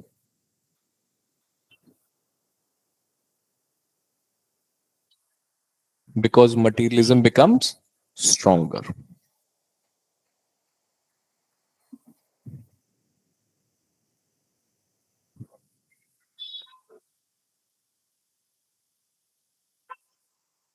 मार्क्स के लिए history of mankind is the history of exploitation, history of mankind is the history of alienation, the first historical act is the act of production.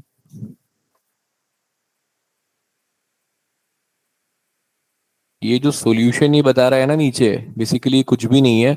ये बोल रहा है कि मोड ऑफ प्रोडक्शन कैपिटलिज्म वाला खत्म कर दो। किसको स्टार्ट कर दो? Socialism, communism, end of private property, no class no state.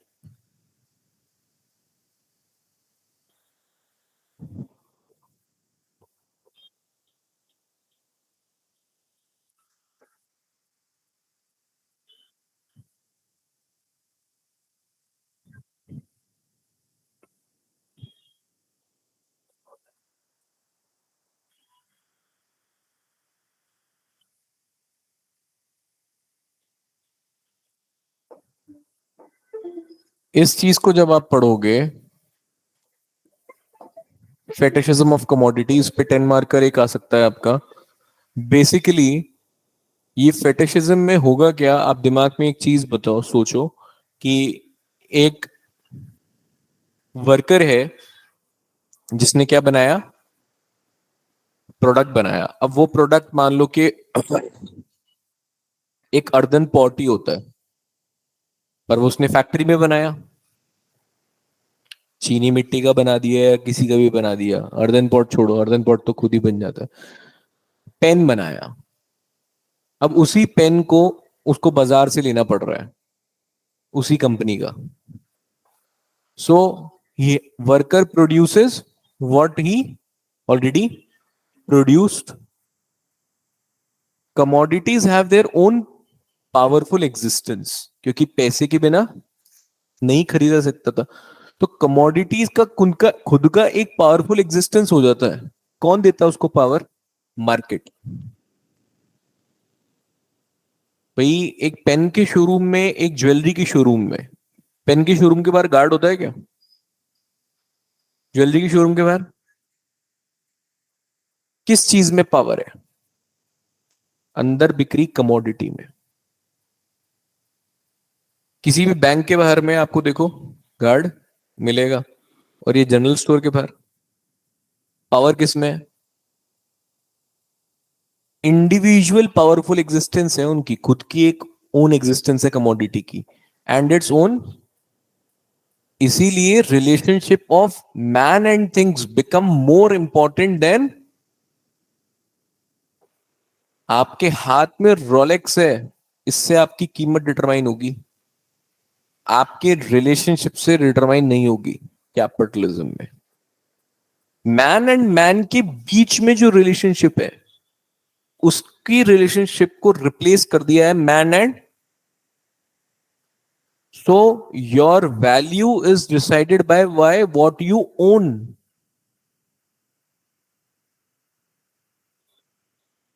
This result into labour of a man getting commoditized या objectification। इसे क्या बोलते हैं? Objectification of labour.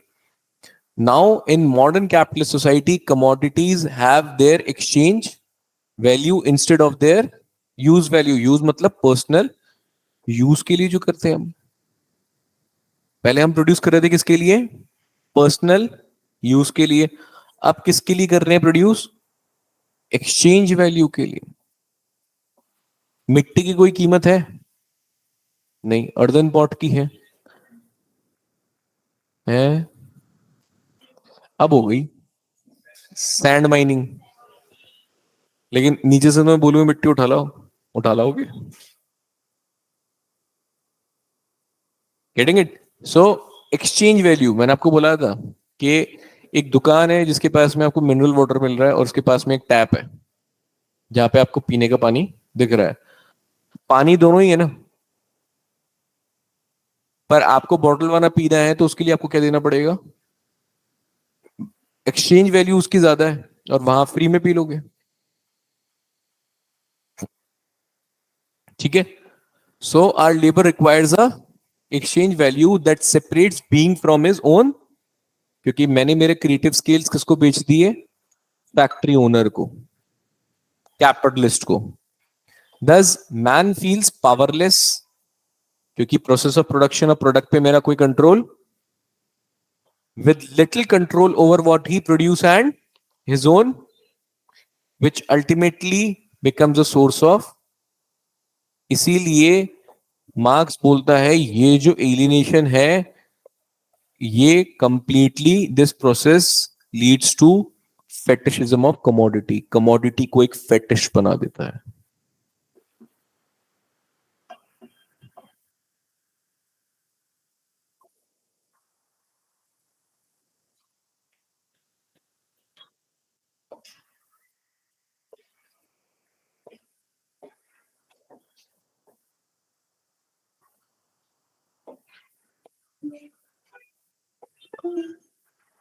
ठीक है? Now these are the other theories of alienation, जो आप critics में भी इनके मार्क्स के यूज कर सकते हो। और यहाँ पे आपको क्रिटिक्स ऑफ एलिनेशन दे दिया, जो मैंने आपको हमेशा से बोला कि क्रिटिक वाला पोर्शन आपको रटना ही पड़ेगा। क्रिटिक्स में कोई कोई मदद नहीं कर सकता, क्योंकि ये आपका बिल्कुल जो है वो थ्योरेटिकल नेरेटिव एस्पेक्ट है। ठीक है? फिर भी आप इसको पढ़ने के बाद में आपको ऐसा लगे कि आपको नहीं समझ आ रहा है कुछ, तो आप मुझसे पूछ सकते हैं। अब आ जाते हैं हम क्लास स्ट्रगल पे। Class and class struggle. तो क्लास क्या होती है?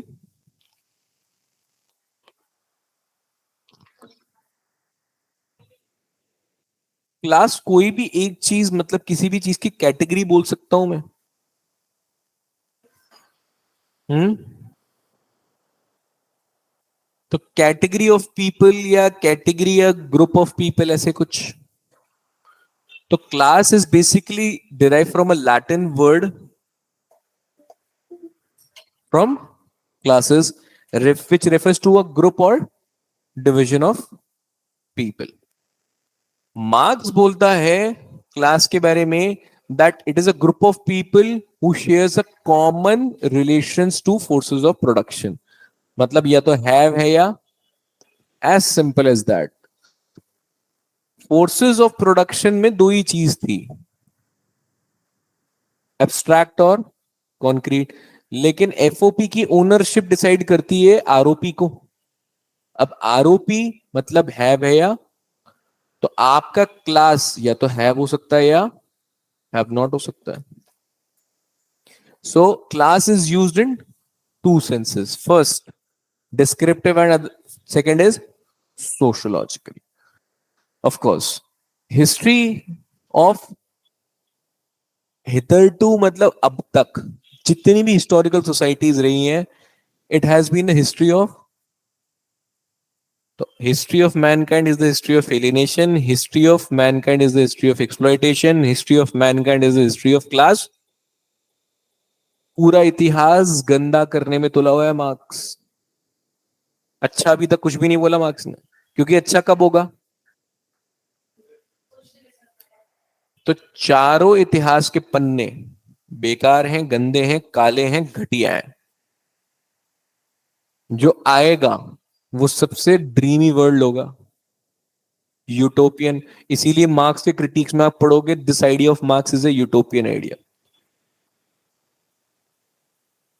Failure of communism has proven that the idea that Marx propounded of a classless, stateless society was rubbish.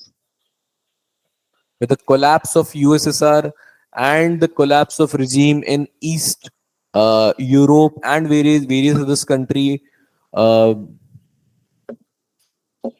various other countries of the world, this has proven that the idea of Marx was a failure. जहां पे capitalist countries welfare कर रही हैं और जहां communist countries China जैसी capitalist model की तरफ मूव कर रही हैं, इससे क्या दर्शा रहे हैं कि मार्क्स का जो प्रिडिक्शन था, मार्क्स जो जिस तरह से अपनी थ्योरीज को प्रपोन कर रहा था, वो सब कुछ आज गलत साबित हो गया। ठीक है। So ownership, haves and have nots, ये कहानी तो हमको रटी हुई है, दिमाग में सोचना ही नहीं है। अब आते हैं, क्लास को दो सेंस में यूज किया मार्क्स ने, एक डिस्क्रिप्टिव और दूसरा डिस्क्रिप्टिव। मतलब किस तरह से? रेवोल्यूशन एंड काउंटर रेवोल्यूशन, बताएंगे कैसे। And class as a conceptual tool to account for conflict and social change. वही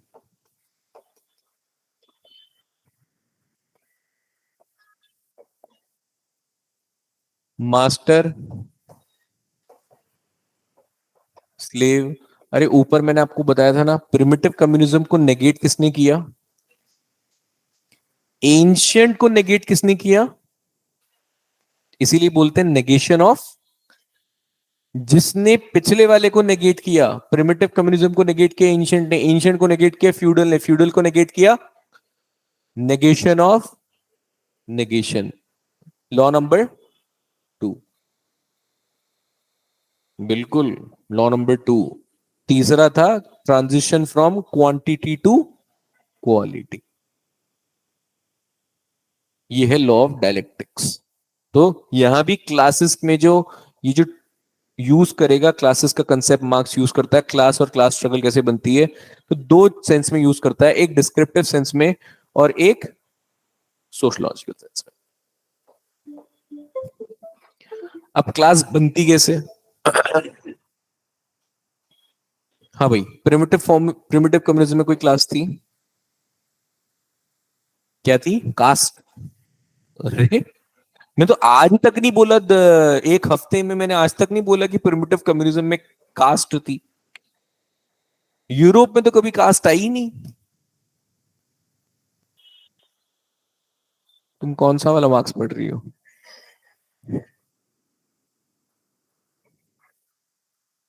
इसका नाम है कार्ल मार्क्स, है ना?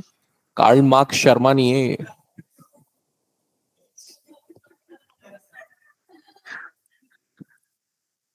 वो जैसे एक, मेरे साथ में एक दिन रात को धोखा हो गया, मैंने रोमिनोज से पिज्जा मंगवाया, तो एक तो रोमिनोज होता है, एक रोमिनस था, तो वो धोखा हो गया। तो इसके साथ भी वही हुआ है, कार्ल मार्क्स शर्मा पढ़ रही हो तुम। हाँ भाई, क्लास फॉर्मेशन। तो क्लास फॉर्मेशन प्रिमिटिव कम्युनिज्म में था क्या?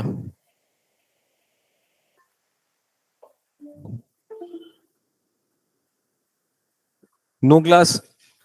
कहां से शुरू हुआ? सरप्लस। क्राइटेरिया क्या डिफाइन किया मार्क्स ने क्लास फॉर्मेशन का?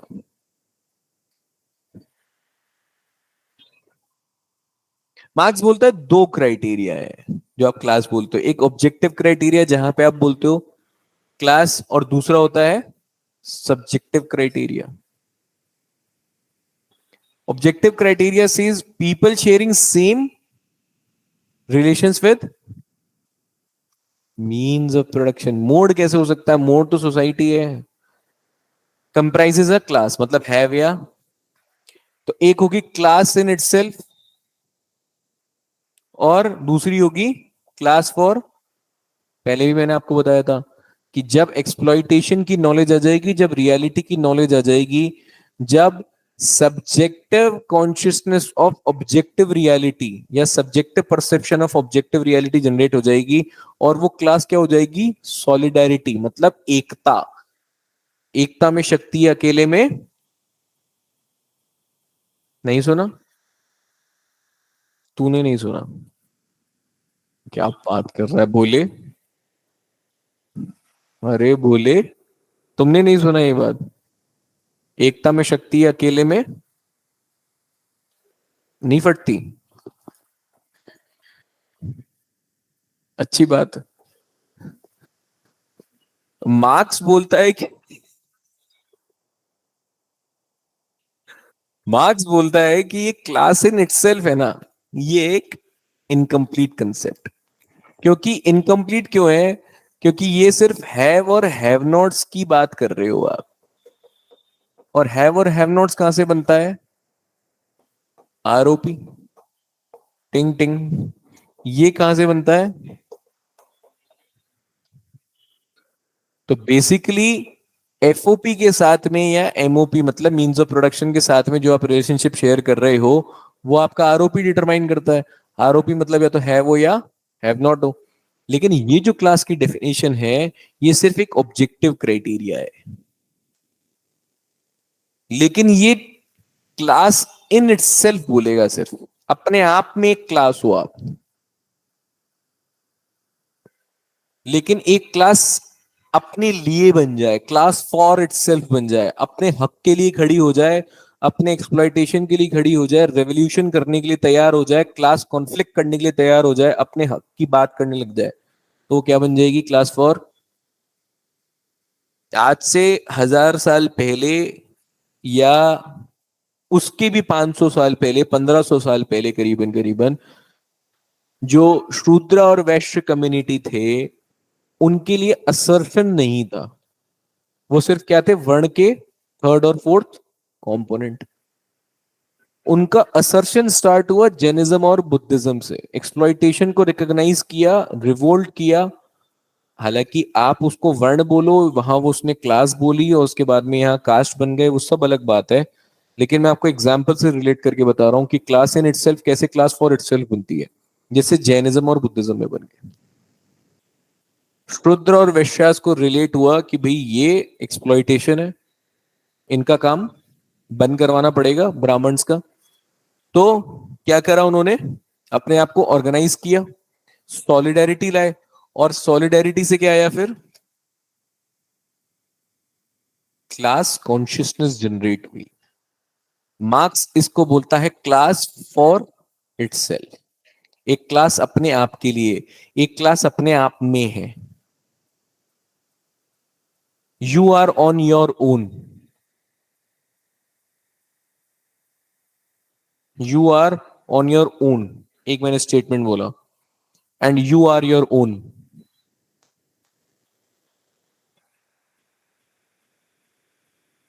दोनों में स्टेटमेंट में फर्क क्या है? आप अपने आप के हो, आप जो भी हो अपने आप के हो, लेकिन अब आप अपने आप के लिए हो। अपना रास्ता खुद तलाश लो। उसके लिए फिर आप क्या करोगे? आप फाइट करोगे, आप अपना रास्ता ढूंढोगे। तो क्लास इन इटसेल्फ काम करती रहती है, एक्सप्लॉइट होती रहती है, क्योंकि वो हैव नॉट है। उनको लगता है भाई हम तो हैव नॉट्स हैं, तो ये तो किस्मत में लिखा है, ये तो पॉलिटिकल स्ट्रक्चर ने, सरकार बोल रही है।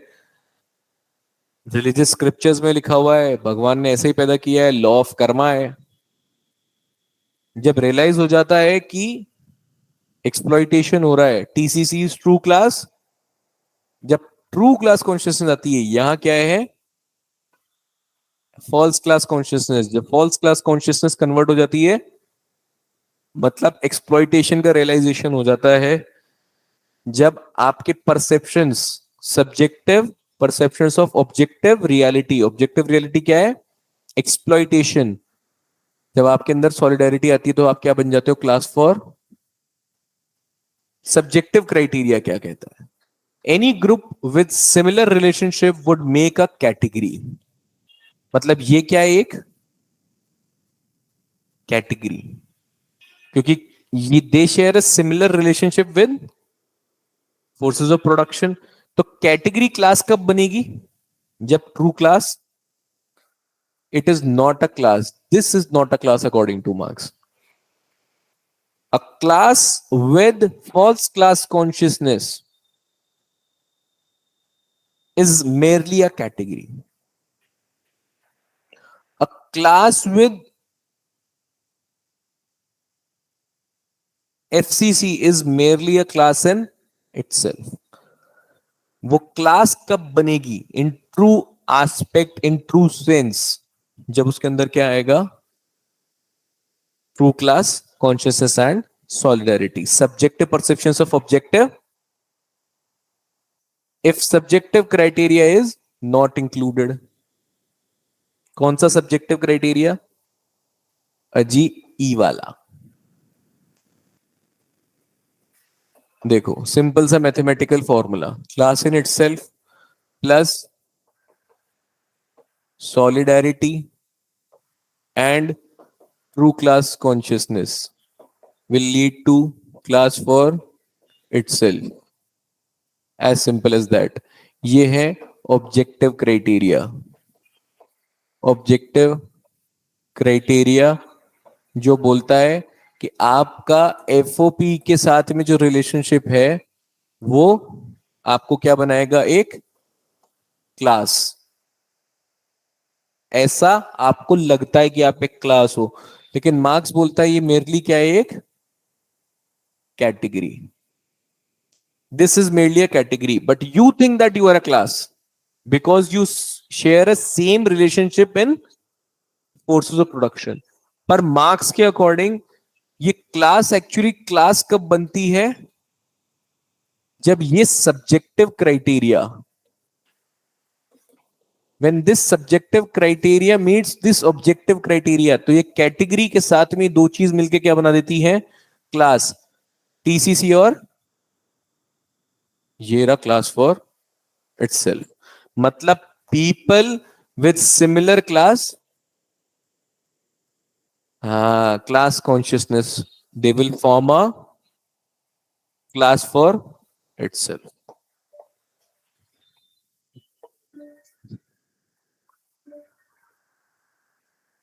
लिख लो, जरूरत लगे तो।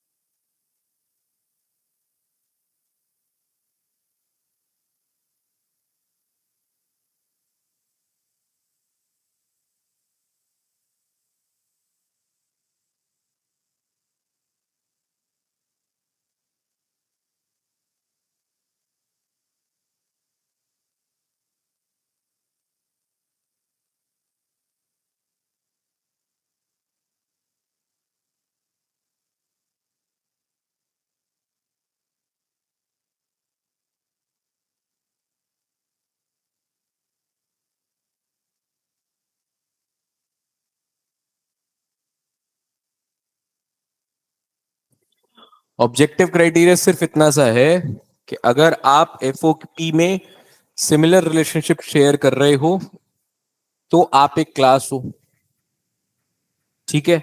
लेकिन मार्क्स बोलता है कि आप एक कैटेगरी हो। एक्चुअली एक्चुअली आप एक क्या हो? एक कैटेगरी। लेकिन मार्क्स के अकॉर्डिंग एक कैटेगरी क्लास कब बन जाएगी, और उस कैटेगरी को मार्क्स क्या बोलता है? Class in. एक कैटेगरी क्लास कब बन जाएगी? जब उसमें आप सब्जेक्टिव क्राइटेरिया डाल दोगे। तो एक बीकर में हमने एक कैटेगरी रखी है, एक बीकर में, ऐसे समझो इसको। इसमें बिल्कुल भी मिस्टेक मत करना, ये तो मार्क्स के साथ साथ मैं खा जाऊंगा।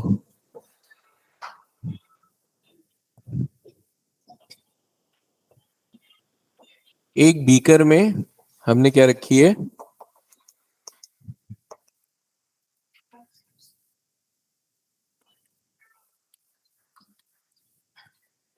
Class in itself, based on what? Objective criteria. This objective criteria is actually based on what? अरे बोलो।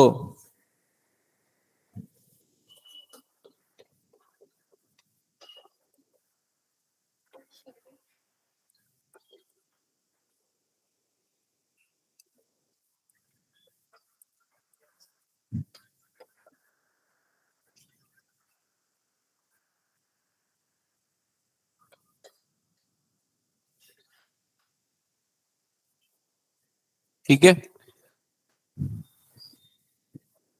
अब इस बीकर में मैं क्या ऐड करता हूं?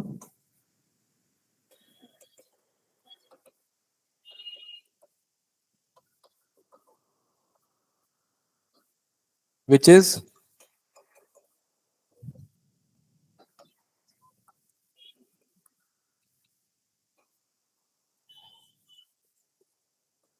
मार्क्स क्यों बोलता है कि ये क्लास इन इटसेल्फ है?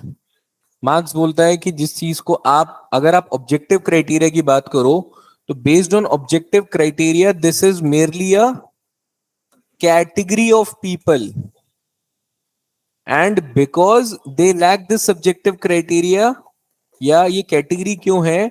Because they have a false class consciousness of being a class. आपको एक फॉल्स अजम्पशन है कि आप क्लास हो, क्योंकि आपकी डेफिनेशन क्या है क्लास की? ये, इसको ऐसे ही रिलेट करके लिखना।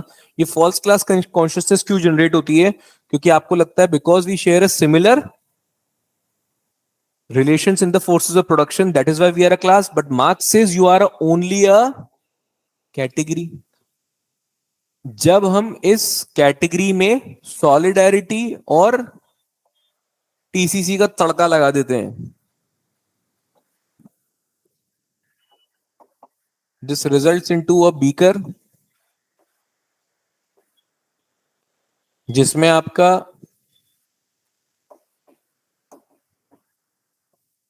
Category plus TCC plus solidarity भी है। इस बीकर का नाम क्या है? Class for itself. और मार्क्स बोलता है इसी की डेफिनेशन क्या है? Actually class. एक्चुअल क्लास क्यों है? क्योंकि इनकी पास में क्या है? True class consciousness.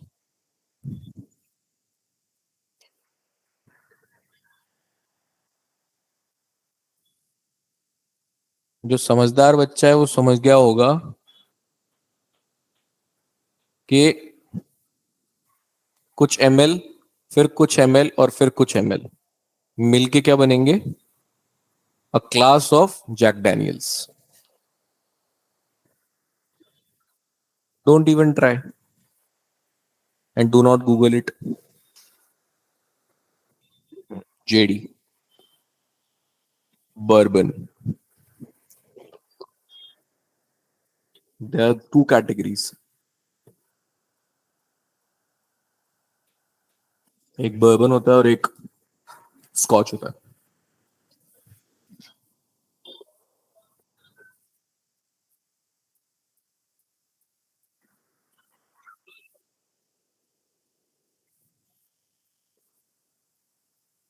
चलो एक और एग्जांपल देके ही समझा देता हूँ, शायद ज्यादा अच्छा समझ आए। ये है दूधू का ग्लास। तुम्हारे लेवल पे समझा देता हूँ, वैसे तुम उस लेवल के हो नहीं, ये मुझे भी पता है, लेकिन ठीक है, तुम्हारी मासूमियत का अंधा नजारा देखते हुए, मास्क मासूमियत का पहना है, उसी के हिसाब से समझा देता हूँ। इसे बोलते हैं ना शराफत का मुजरा, तो वही। तो हाँ, क्या था? ये तो 10 साल से बोलते आ रहा हूँ यार मैं। शरीफ लोगों के शराफत के मुजरे देख के मेरी आंख बहुत बार खुली है। तो इसलिए क्या है, मैं बोलता हूँ कि जितने भी शरीफ लोग हैं वो सबसे खतरनाक होते हैं, क्योंकि जब वो अपनी शराफत का मुजरा दिखाने आते हैं तो मुझे लगता है कि सारी पर्दे जो होते हैं वो गिर जाते हैं।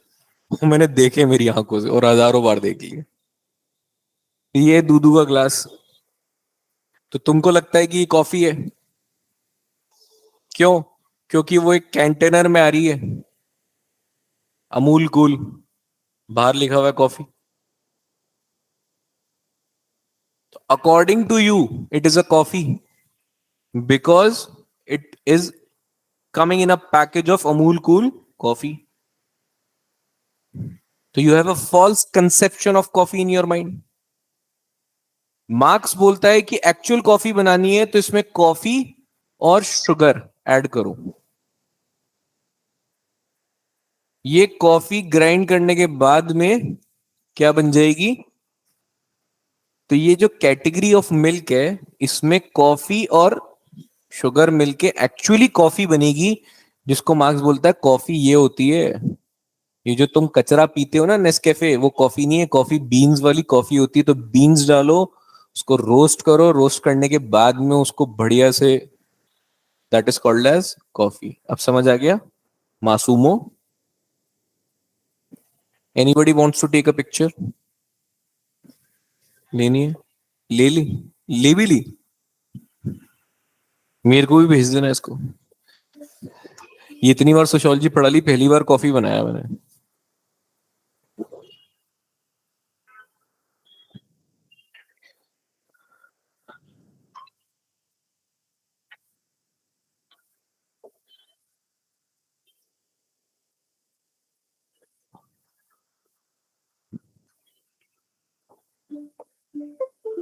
ठीक है, यहां तक समझ आ गया? कोई दिक्कत?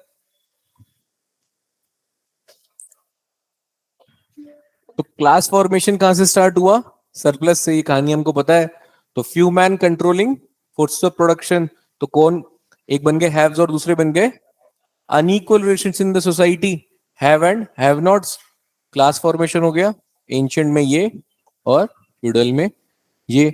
Now all the classes will be organised into stratas through opposite have या हैव नॉट्स।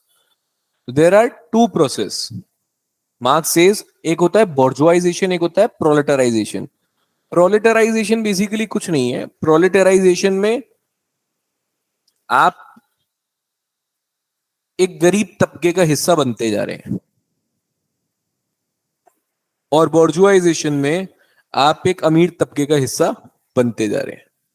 तो धीरे धीरे धीरे धीरे आप बॉर्जुआज बन जाएंगे, और वो धीरे धीरे धीरे धीरे प्रोलेटेरिएट बन जाएंगे। बीच का कोई कैटेगरी होती है मार्क्स के अकॉर्डिंग। ठीक है, वेबर बोलता है 4 तरह की क्लास होती है पर। तो ये पोलराइजेशन जो होता है वो दो प्रोसेस का रिजल्ट होता है। या तो आप बॉर्जुआज बन जाओगे, और या आप प्रोलेटेरिएट बन जाओगे। हालांकि ये जो दो टर्म है बॉर्जुआज और प्रोलेटेरिएट, ये स्पेसिफिकली मार्क्स यूज करता है कैपिटलिज्म में। लेकिन ये जो बॉर्जुआज और प्रोलेटेरिएट बनने का प्रोसेस है, बोलता है दिस कॉल्ड एज बॉर्जुआइजेशन, और दूसरा प्रोलेटराइजेशन। प्रोलेटराइजेशन कैसे होता है? Through popularization of masses. Popularization is mass poverty. ठीक है। Now with polarization there is increasing exploitation that is leading to later class struggle. ये मैंने आपको बताया था, जैसे ही चरम सीमा पे आप पहुंच जाओगे, शुगर और कॉफी ऐड हो जाएगी, तो क्या हो जाएगा, आप क्लास बने, सबसे पहले हो जाएगी आपकी क्लास, आप एक्चुअली ट्रू क्लास कॉन्शियसनेस के साथ बनोगे, क्लास फॉर्मेशन होगा आपका। उसके पहले तो आप क्या थे, कैटेगरी। तो आपकी पहले क्लास फॉर्मेशन होगी, फिर क्लास फॉर्मेशन के बाद में क्या स्टार्ट होता है, क्लास स्ट्रगल। एक दूसरे के साथ में शुरुआत में क्या होता है, मन में अंदर ही अंदर आपको एक दूसरे के लिए क्या आती है, एनिमिटीज। आपके पहले सब कुछ जो होता है वो मन में चल रहा होता है। फिर क्लास कॉन्फ्लिक्ट कब होता है, जब आप कन्फ्रंटेशन पे आ जाते हो। जैसे क्लास में मान लो कि आपके दो लोग, आप लोगों के बीच, मान लो किसी दो लोग के बीच में ठीक है चीजें अच्छी नहीं चल रही है, तो सबसे पहले तो आप मन में रखते हो, बुरा लग रहा है, ठीक है, इग्नोर करोगे, ऐसे निकल जाओगे, ऐसे निकल जाओगे, कम बात करोगे। फिर वो चीज अगर लगातार बढ़ती रही तो क्या होगा, एक दिन हो जाएगा कन्फ्रंटेशन, होता है क्लास कॉन्फ्लिक्ट। तो ये स्टेजेस है। सबसे पहले क्लास फॉर्मेशन होगी, क्लास फॉर्मेशन के साथ में क्लास स्ट्रगल शुरू हो जाएगा, क्योंकि पहले आपको क्लास बनना जरूरी है ना, एकता जरूरी है, क्योंकि अकेले में एलिनेशन होता है।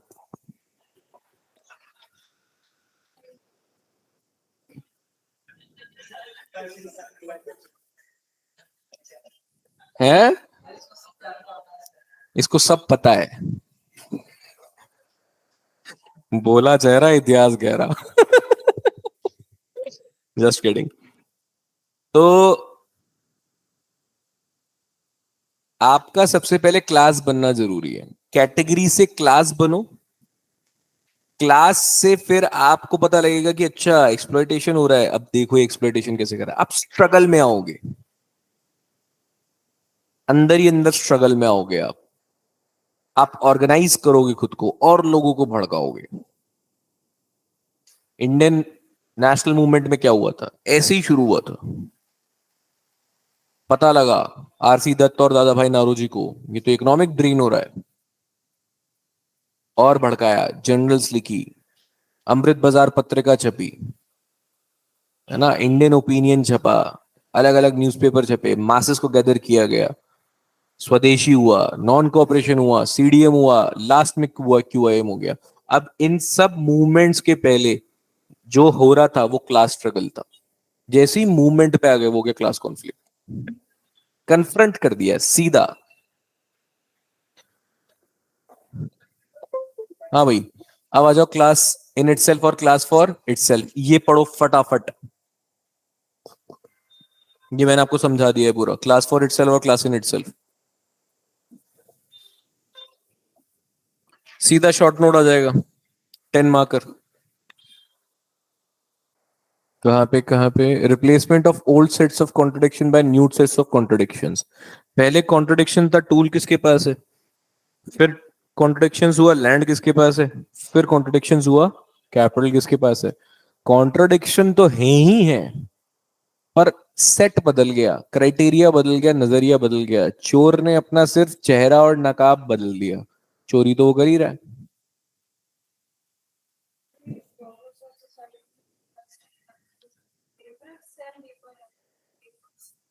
कहाँ है industrial in progressive society industrial capitalism, labour sell labour power to capital, ठीक है, लेबरर कर लो, लेबरर सेल लेबर,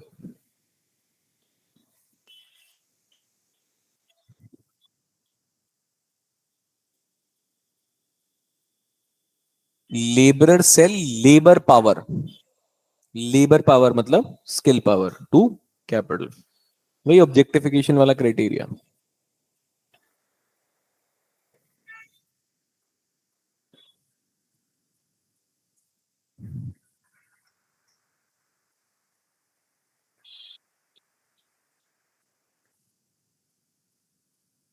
डन। दिक्कत ये सब समझ आ गया ना, ट्रांसफॉर्मेशन ऑफ CAFI। दिमाग में बहुत छोटे तरीके से याद रखना, एग्जामिनर को नहीं बताना कि अपन ने कॉफी बनाई है, लेकिन एग्जाम्पल ऐसे ही याद रखा जाएगा कि कॉफी बनी है। फॉर्मूला याद रखना सीधा सा, class in it self plus subjective criteria, दो मिलाया सब्जेक्टिव क्राइटेरिया के पार्ट है, TCC प्लस सॉलिडारिटी मिला के कॉफी बन गई, बात खत्म। एज इट इज लिख के आ जाना। हाँ भाई, एक सेकेंड और। ये सवाल मुस्कान के लिए है, तो आप में से कोई भी ना गर्दन लाएगा और ना जवाब देगा। मैंने एक फेज बताया था जो आपको कोट करके आना है प्राइवेट प्रॉपर्टी के एलोकेशन के लिए, सरप्लस एलोकेशन के लिए, जो आप सबने अपनी बुक्स में लिखा भी था। क्या था वो?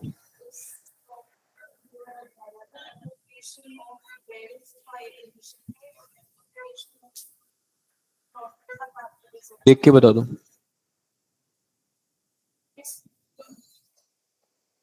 अब मैं बताता हूँ आपने क्यों नहीं देखा, क्योंकि आपने लिखा ही नहीं है।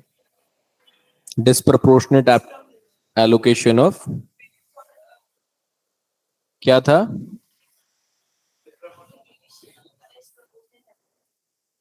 मैंने 1.5 घंटे पहले ये बात नोटिस कर ली थी कि आपने नहीं लिखा है।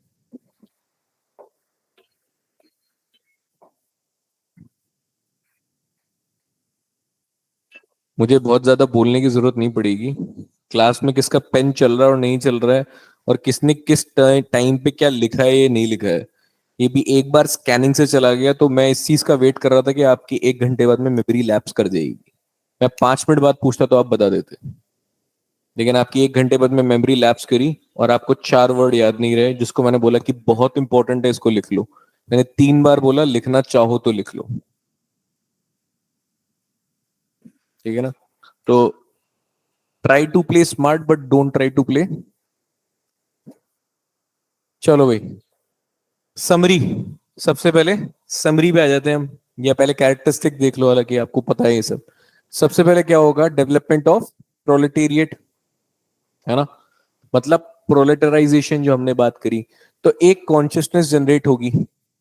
ठीक है, मतलब बेसिकली क्या है, हम क्लास स्ट्रगल की प्रॉपर्टी देख रहे हैं। जब वो स्ट्रगल शुरू होता है, मैंने बताया ना, मन ही मन, तो सबसे पहले डेवलपमेंट ऑफ, फिर प्रॉपर्टी की इंपॉर्टेंस समझ आएगी कि यार इसके पास प्रॉपर्टी है, मेरे पास में क्यों नहीं है, ये तो इक्वल डिस्ट्रीब्यूशन में आनी चाहिए। Economic and political power. Bourgeois use state as an instrument of economic exploitation and consolidation of self interest. इसीलिए सारे प्रोजेक्ट्स इसको दे दिए जाते हैं।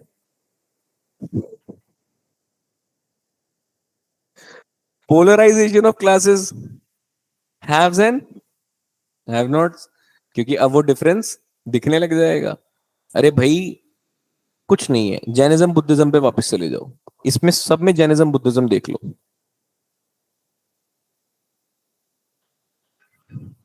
उनको समझ आया यार, ऊपर के दो में सब कुछ है, नीचे के दो में कुछ नहीं। कुछ नहीं, फ्रेंच रेवोल्यूशन देख लो, third state and first and second state. Marx ने भी क्या बोला कि थर्ड स्टेट ने बेसिकली क्या किया, फ्रेंच रेवोल्यूशन ने क्या किया, एक एग्रीकल्चर सोसाइटी को कैपिटलिस्ट सोसाइटी में कन्वर्ट कर दिया। कैसे कन्वर्ट कर दिया? क्योंकि थर्ड स्टेट को महसूस हो गया कि हमारे साथ में क्या हो रहा है, एक्सप्लॉइटेशन। तो क्लास क्या हो गई, polarize, third state versus first and second state, first and second varna versus third and fourth varna, giving rise to Jainism and Dalit chamber of commerce, DICCI, in opposite to FICCI. FICCI नहीं पता?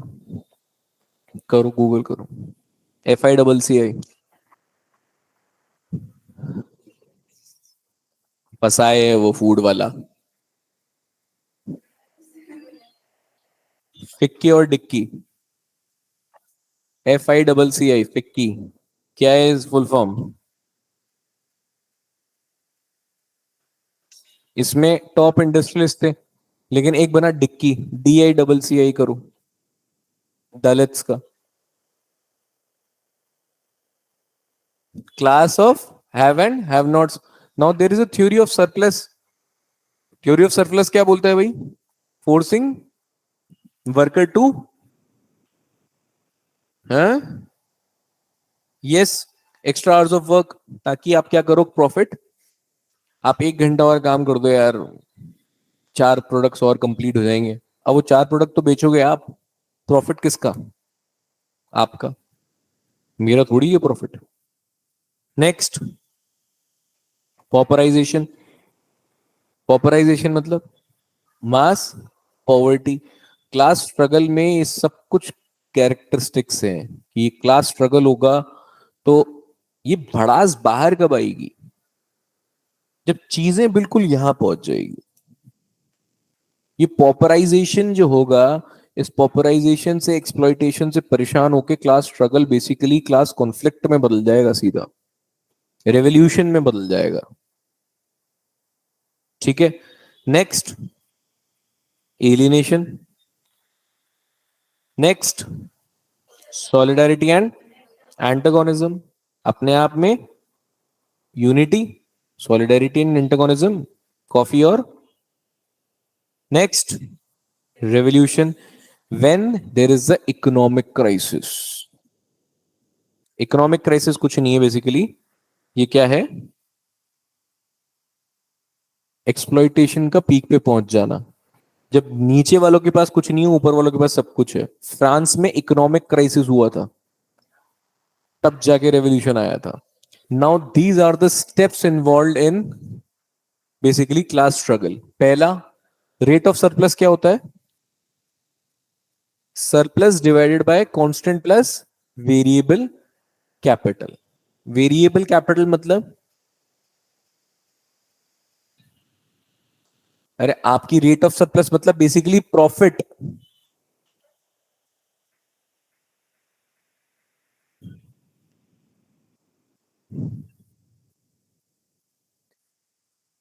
कैपिटल कांस्टेंट और वेरिएबल कैपिटल, जितना मैं produce करूंगा, मेरा रेट ऑफ सरप्लस का मतलब समझे क्या होता है? कॉमन अंडरस्टैंडिंग से सोचो, रेट ऑफ सरप्लस क्या है? Profit percentage. मेरा प्रॉफिट परसेंटेज, तो ये मेरा क्या है? प्रॉफिट। फॉर्मूला क्या होता है भाई प्रॉफिट परसेंट का? Profit upon एसपीएसीपी।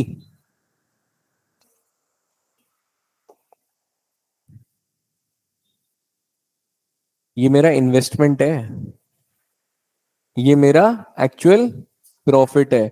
इस सीपी के अंदर में दो चीजें हैं मेरे पास में, कॉस्ट प्राइस के अंदर। एक मेरा कांस्टेंट, जो मेरा लगना ही लगना है, कैपिटल में, मशीन में, है ना, टूल्स में, इलेक्ट्रिसिटी, ये तो मेरा लगेगा लगेगा। एक मेरे पास में वेरिएबल कैपिटल,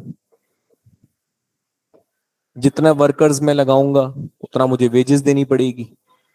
तो मेरा ये बढ़ेगा तो ये भी बढ़ेगा, प्रोडक्ट ज्यादा प्रोड्यूस होगा ना।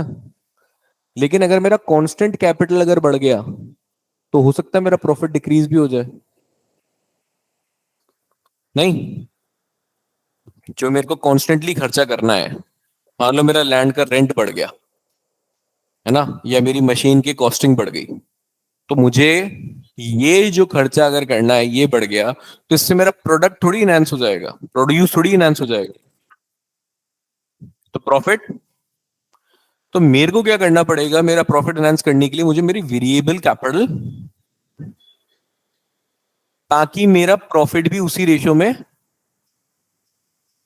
इसीलिए लेबर ज्यादा एक्सप्लॉइट होता है, किसमें? कैपिटलिज्म में। फिर to increase the surplus, capitalist invest more, lesser wages to proletariat, क्योंकि आपकी जेब में मैं जितना कम पैसा दूंगा, उतना ही पैसा मेरी जेब में ज्यादा बचेगा। मैं उससे री इन्वेस्ट करके और प्रोडक्ट बनाऊंगा, उसको और बेचूंगा, और उससे मैं प्रॉफिट और एक्यूमुलेट करूंगा। This is because of the fixed capital, वो तो मुझे देना ही है। मोनोपोली ऑफ कैपिटलिस्ट, क्योंकि वो क्या कंट्रोल कर रहे हैं? Forces of production. अब आपकी वेजेस कम है लेकिन मार्केट में प्राइस तो सेम रही, तो आपकी अफोर्डेबिलिटी में गैप आ जाएगा ना। तो गेहूं था कल 20 रुपए किलो, अब हो गया 200, कितने लोग खरीद पाएंगे? तो क्या होगा? पॉपराइजेशन ऑफ प्रोलेटेरिएट। अपना सरप्लस बढ़ाने के लिए, अपना सरप्लस बढ़ाने के लिए, अरे यार मैं सीधा बोलता हूं, इसको मैं बढ़ाऊंगा तो ये डायरेक्टली प्रोपोर्शनल है ना।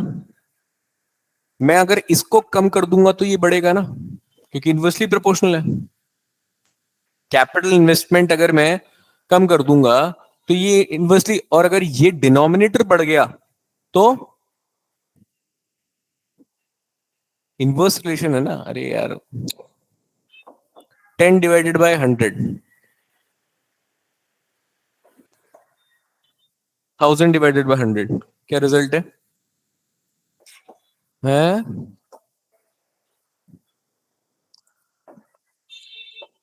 1000/10, क्या रिजल्ट है? 100 बढ़ा है 10, प्रॉफिट तो सेम ही है। ऊपर न्यूमरेटर तो सेम ही रहा ना, लेकिन परसेंटेज बढ़ गई ना। परसेंटेज बढ़ गई, कैसे बढ़ गई? डिनोमिनेटर कम कर दिया मैंने, तो डिनोमिनेटर कम हो रहा है यहां से। सिंपल एज दैट, डिनोमिनेटर कम हो रहा है। मैं मेरे वेरिएबल कैपिटल के अंदर में चेंजेस कर दूंगा। लेबर ज्यादा लगा के उनको पैसा कम दूंगा, या लगे हुए लेबर को भी पैसा कम दूंगा, ज्यादा काम कर। एक्सप्लॉयटेशन हो रहा है, वेजेस कम हो रही है। ठीक है, फिर क्या होगा पॉपराइजेशन के बाद में? पोलराइजेशन। अब ये जो पोलराइजेशन है, ये क्या होगा basically? Class in itself.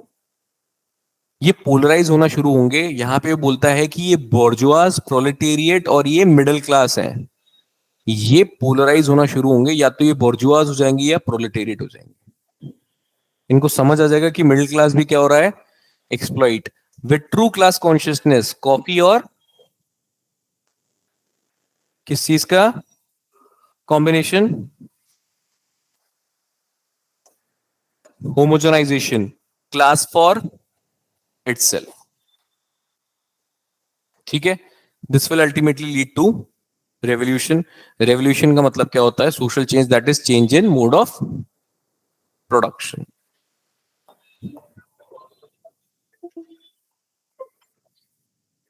Ultimately end of the history will be with the communism. ये इसके क्रिटिक्स है और ये इसके रेलेवेंस, ये कहां कहां कैसे कैसे क्लास स्ट्रगल हुआ इंडिया के लिए इंटरनेशनल लेवल पे। आपको मैंने एग्जांपल्स यहां कोट कर दिए। ये आपका खत्म हो गया class struggle, class formation, class for itself, class in itself and class struggle, class conflict. ठीक है, with this we bring end to Marx. Critics के बिना कोई रोल नहीं है मार्क्स का या कोई भी स्कॉलर का। क्रिटिक्स को याद करना पड़ेगा। एप्लीकेशन में आपको इतने एग्जांपल्स मैंने दिए हैं which will be more than sufficient for you. ठीक है ना? चलिए, तो फिर कल टेस्ट